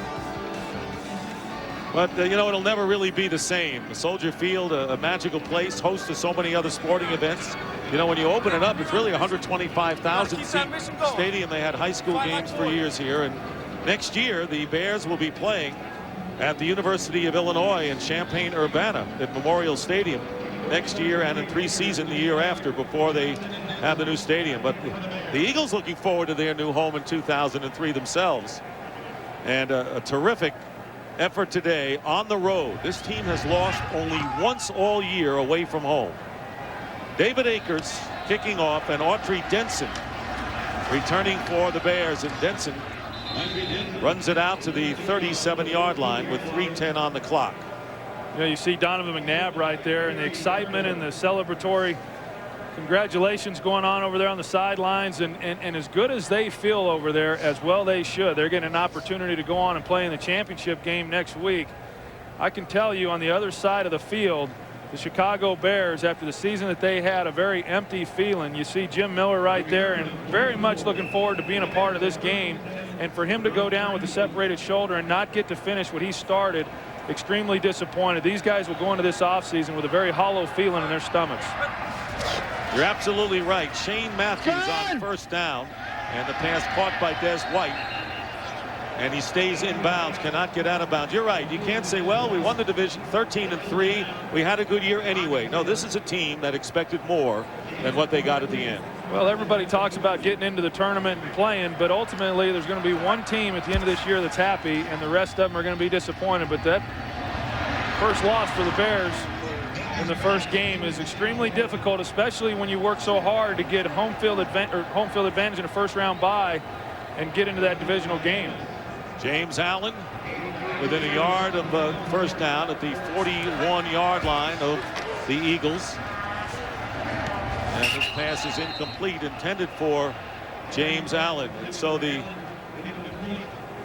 Eagles were leading 13-7 at the half.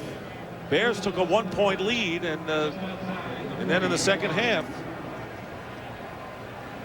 And that's been the thing you see there, just the 11-play drive with the field goal. But other than that, some 3-and-outs, the 2 plays before the interception last time. They have just not had any opportunity to get in any type of offensive rhythm this second half. And again, the Philadelphia Eagles did a good job of maintaining their composure when they had the big interception for the touchdown by Jerry Azuma.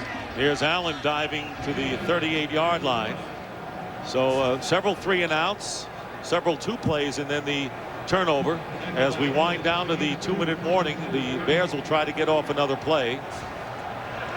Trailing by 16 points. Pass by Matthews is caught by David Terrell, the first-round draft pick out of the University of Michigan, his first catch of the game. Timeout, 2-minute warning, and we'll be back. The NFC Divisional Playoffs on Fox are brought to you by Visa. It's everywhere NFL fans want to be. You think you're so big, but you're not that big. You're not even that tall. What, 9,000 feet? You probably got pushed around by the other mountains on the playground when you were in mountain school. After today, you're gonna want to run home to your mama. There's a little hill somewhere, and your daddy, a pile of rocks. What's that I hear? Are you afraid? Whatever it takes for the athletes to win, all it takes for you is Visa, the only card accepted at the Olympic Winter Games.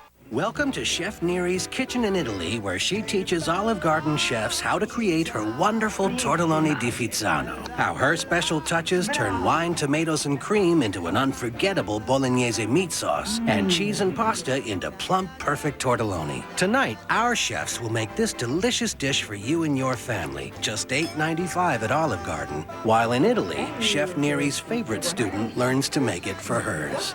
Olive Garden, when you're here, you're family.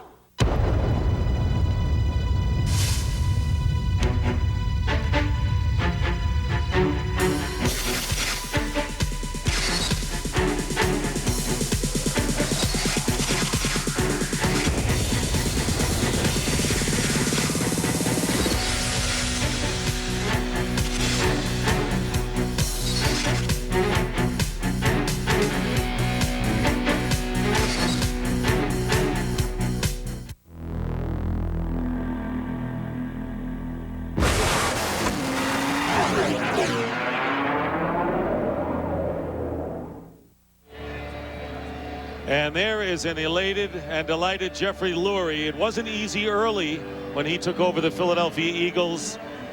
And he looks like he found the right guy to run this club, huh? Well, he has, and Andy Reid. But let's not forget Joe Banner, who's played a big role in getting these players signed. And they look like they're going to be in this thing for the long haul in years to come. No question about it. 2-minute warning, 2nd down and 3. And there is the pass thrown out of bounds. And go back to draft day. You remember when the fans booed Donovan McNabb's selection? They wanted Ricky Williams.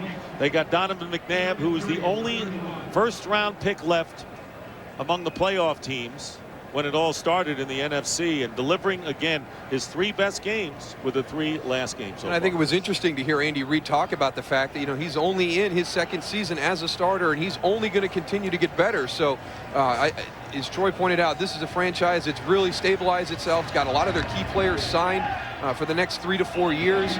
So this is just the beginning of good things, and the plan that Pam Oliver talked to Andy Reid about definitely starting to take shape. David Terrell with the catch and a 1st down. 1:40 to go, and here is Shane Matthews. And this pass batted down Derek Burgess, and a fumble, and it's recovered. Intercepted, was thrown and tipped and picked off. The ball was batted. Carlos Emmons looked like he was on the ground and was able to come down with it for the interception. There's a better look at it. Shane Matthews making the throw, and Derek Burgess hit him right in the stomach. He threw it right at Burgess. Carlos Emmons right there to make the interception. That's a low throw. So 1:35 to go, and the Eagles will take over. We want to thank our associates in the booth, Chris Visser, our spotter, Dave Corus, our statistician, as the Chicago Bears end up this year in a fizzle. There was so much enthusiasm and hype coming into this game for the Bears, their first playoff game at Soldier Field in 10 years, but it wasn't to be. I think that's the important thing for the city of Chicago and the Chicago Bears fans is to come back next season as the season begins with the same enthusiasm that you came to the stadium with today for this football game. Nobody expected Chicago to be in the position that they're in this afternoon or have the type of season that they did. It'll be important for these fans to get right back on their side when the season starts next year. And of course, the point of the lack of experience of playoffs. The Eagles playing their 4th playoff game. Last year they beat Tampa Bay, lost to the Giants. Now they beat the Bucks, and now they beat the Bears on the road. And we have another big game. Back to the first game of the season when the Eagles played the St. Louis Rams, and what a dogfight that was. Rams had to play very, very well to get out of there with a close victory. And so I don't think of either one of those two teams, being the Green Bay Packers or the Philadelphia Eagles, are a team that the Eagles are going to shy away from. I think they're going to go into that game with the same kind of confidence that they came in with this game. We just saw Andy Reid there, and he's the guy who really sets the tempo for this ball club and continually gets them at a level that they can come out and compete. He's done a tremendous job in the short time that he's been the head man here in Philadelphia. Well, Pam Oliver in our pregame show said he had a plan. They all talked about it, Troy Vincent and the rest, and the plan is working right now. Well, it all started last week in the victory over Tampa Bay, not the celebration that they had the previous year when they beat Tampa Bay. They wanted more. They expected more. And they came out here to Chicago on the road and have done a tremendous job. The Eagles giving up 1 offensive touchdown. That's 5 touchdowns that their defense has given up in 9 road games this year. And I don't know that still this Eagles defense has gotten the credit that they really deserve. You still don't tend to mention them when you're talking about the top defensive football teams in this league. But Jim Johnson, the defensive coordinator for that club, he does a tremendous job each and every week of coming up with different schemes, different blitzes. And you talk to these offensive coordinators, and not only John Shoup of the Chicago Bears, but offensive coordinators around the league. And I don't know that there's a defensive coordinator that has as much respect around the league as what Jim Johnson does. You know, he did not probably blitz as much today as we've seen him in other games. No, he did not. And a lot of that was because of the Bears and their running game and some of the things they do with their bunch packages. They did not use as much man-to-man. They did not blitz quite as much as what he normally does. But they still were able to be very effective, did a heck of a job. There's Troy Vincent, who suffered the groin pull and came out. And, of course, if the Eagles have any kind of a chance against the Rams or the Packers, they're going to need their best cornerback in there, which is Troy Vincent, against either Brett Favre or Kurt Warner. The Eagles calling a timeout now with 7 seconds on the clock. Yeah, it was 4th down, so they went ahead and called the timeout. Now they're going to make a decision as far as what they're going to do here on 4th down, whether they're going to try to punt it or maybe even run out of the end zone or try to run out this clock. But I think if you look at Troy Vincent and talking about his injury, there's no question that he's going to be needed in next week's ball game. You just hope that maybe Andy Reid was conservative with his approach and kept him out of this one in hopes that he wouldn't aggravate it any worse to keep him from playing in next week's championship game. Sean Landeta will come out and punt as the celebrations continue on the Eagles side. Bears losing for only the 2nd time at home this year. The only other loss was to the Green Bay Packers. So Donovan McNabb with a victorious homecoming today to Soldier Field. Landeta on the 5-yard line. No one will even bring up the fact that he whiffed on a punt against the Bears for the Giants and will run into the end zone, take the safety with 1 second, and now time has run out.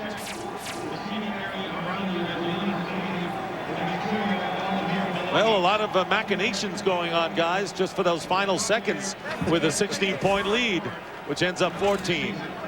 But Donovan McNabb and the Philadelphia Eagles have won their 2nd playoff game, beating the Chicago Bears by a score of 33-19. And Andy Reid with a victory against his former assistant coach mate at Green Bay, Dick Duran. And the Eagles have advanced to the championship game for the first time since 1981, they beat the Dallas Cowboys, went on to the Super Bowl, and lost to the Oakland Raiders. And Harold Carmichael played in that game, and so did Ron Jaworski under Dick Vermeil back then. But the Bears are denied, and will have to settle for a division title and 1 and out. You can just tell on the faces of the Eagles players and coaches that this is all business. Hey, yeah, we're happy that we won today, but you can see exactly what they talked about after that Tampa Bay victory last week. They know that their work is long from done right now, and in their minds mentally, they're getting ready to find out who they're going to play next week. That's exactly right, Moose, and they came into this ball game, as we talked about after visiting with them last night, a very confident group. They were confident coming in. They felt that they were going to win the game, and you can tell by the reaction of these players that they're not surprised by the outcome in this. They know that there's a bigger challenge for this club next week. And this is the most points given up by the Chicago Bears this year. 31 had been their previous high. So 33-19 the final score. And usually when the Bears scored 13 points, it was enough to win. They were 13-0 when they scored 13. Now they have a blemish. Well, you can't expect to win games too often in this league scoring 13 points. They were able to do that in the regular season. They were playing on borrowed time if they felt that they could do that again today, and Philadelphia was just a little too much for them.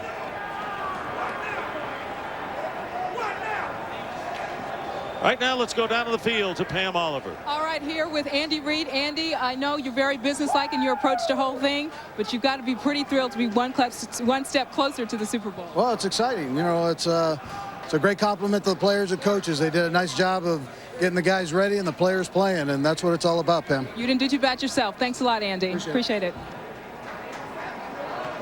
All right. Thank you very much, Pam. So Andy Reid, in his 3rd year, brings the Eagles to the NFC Championship game.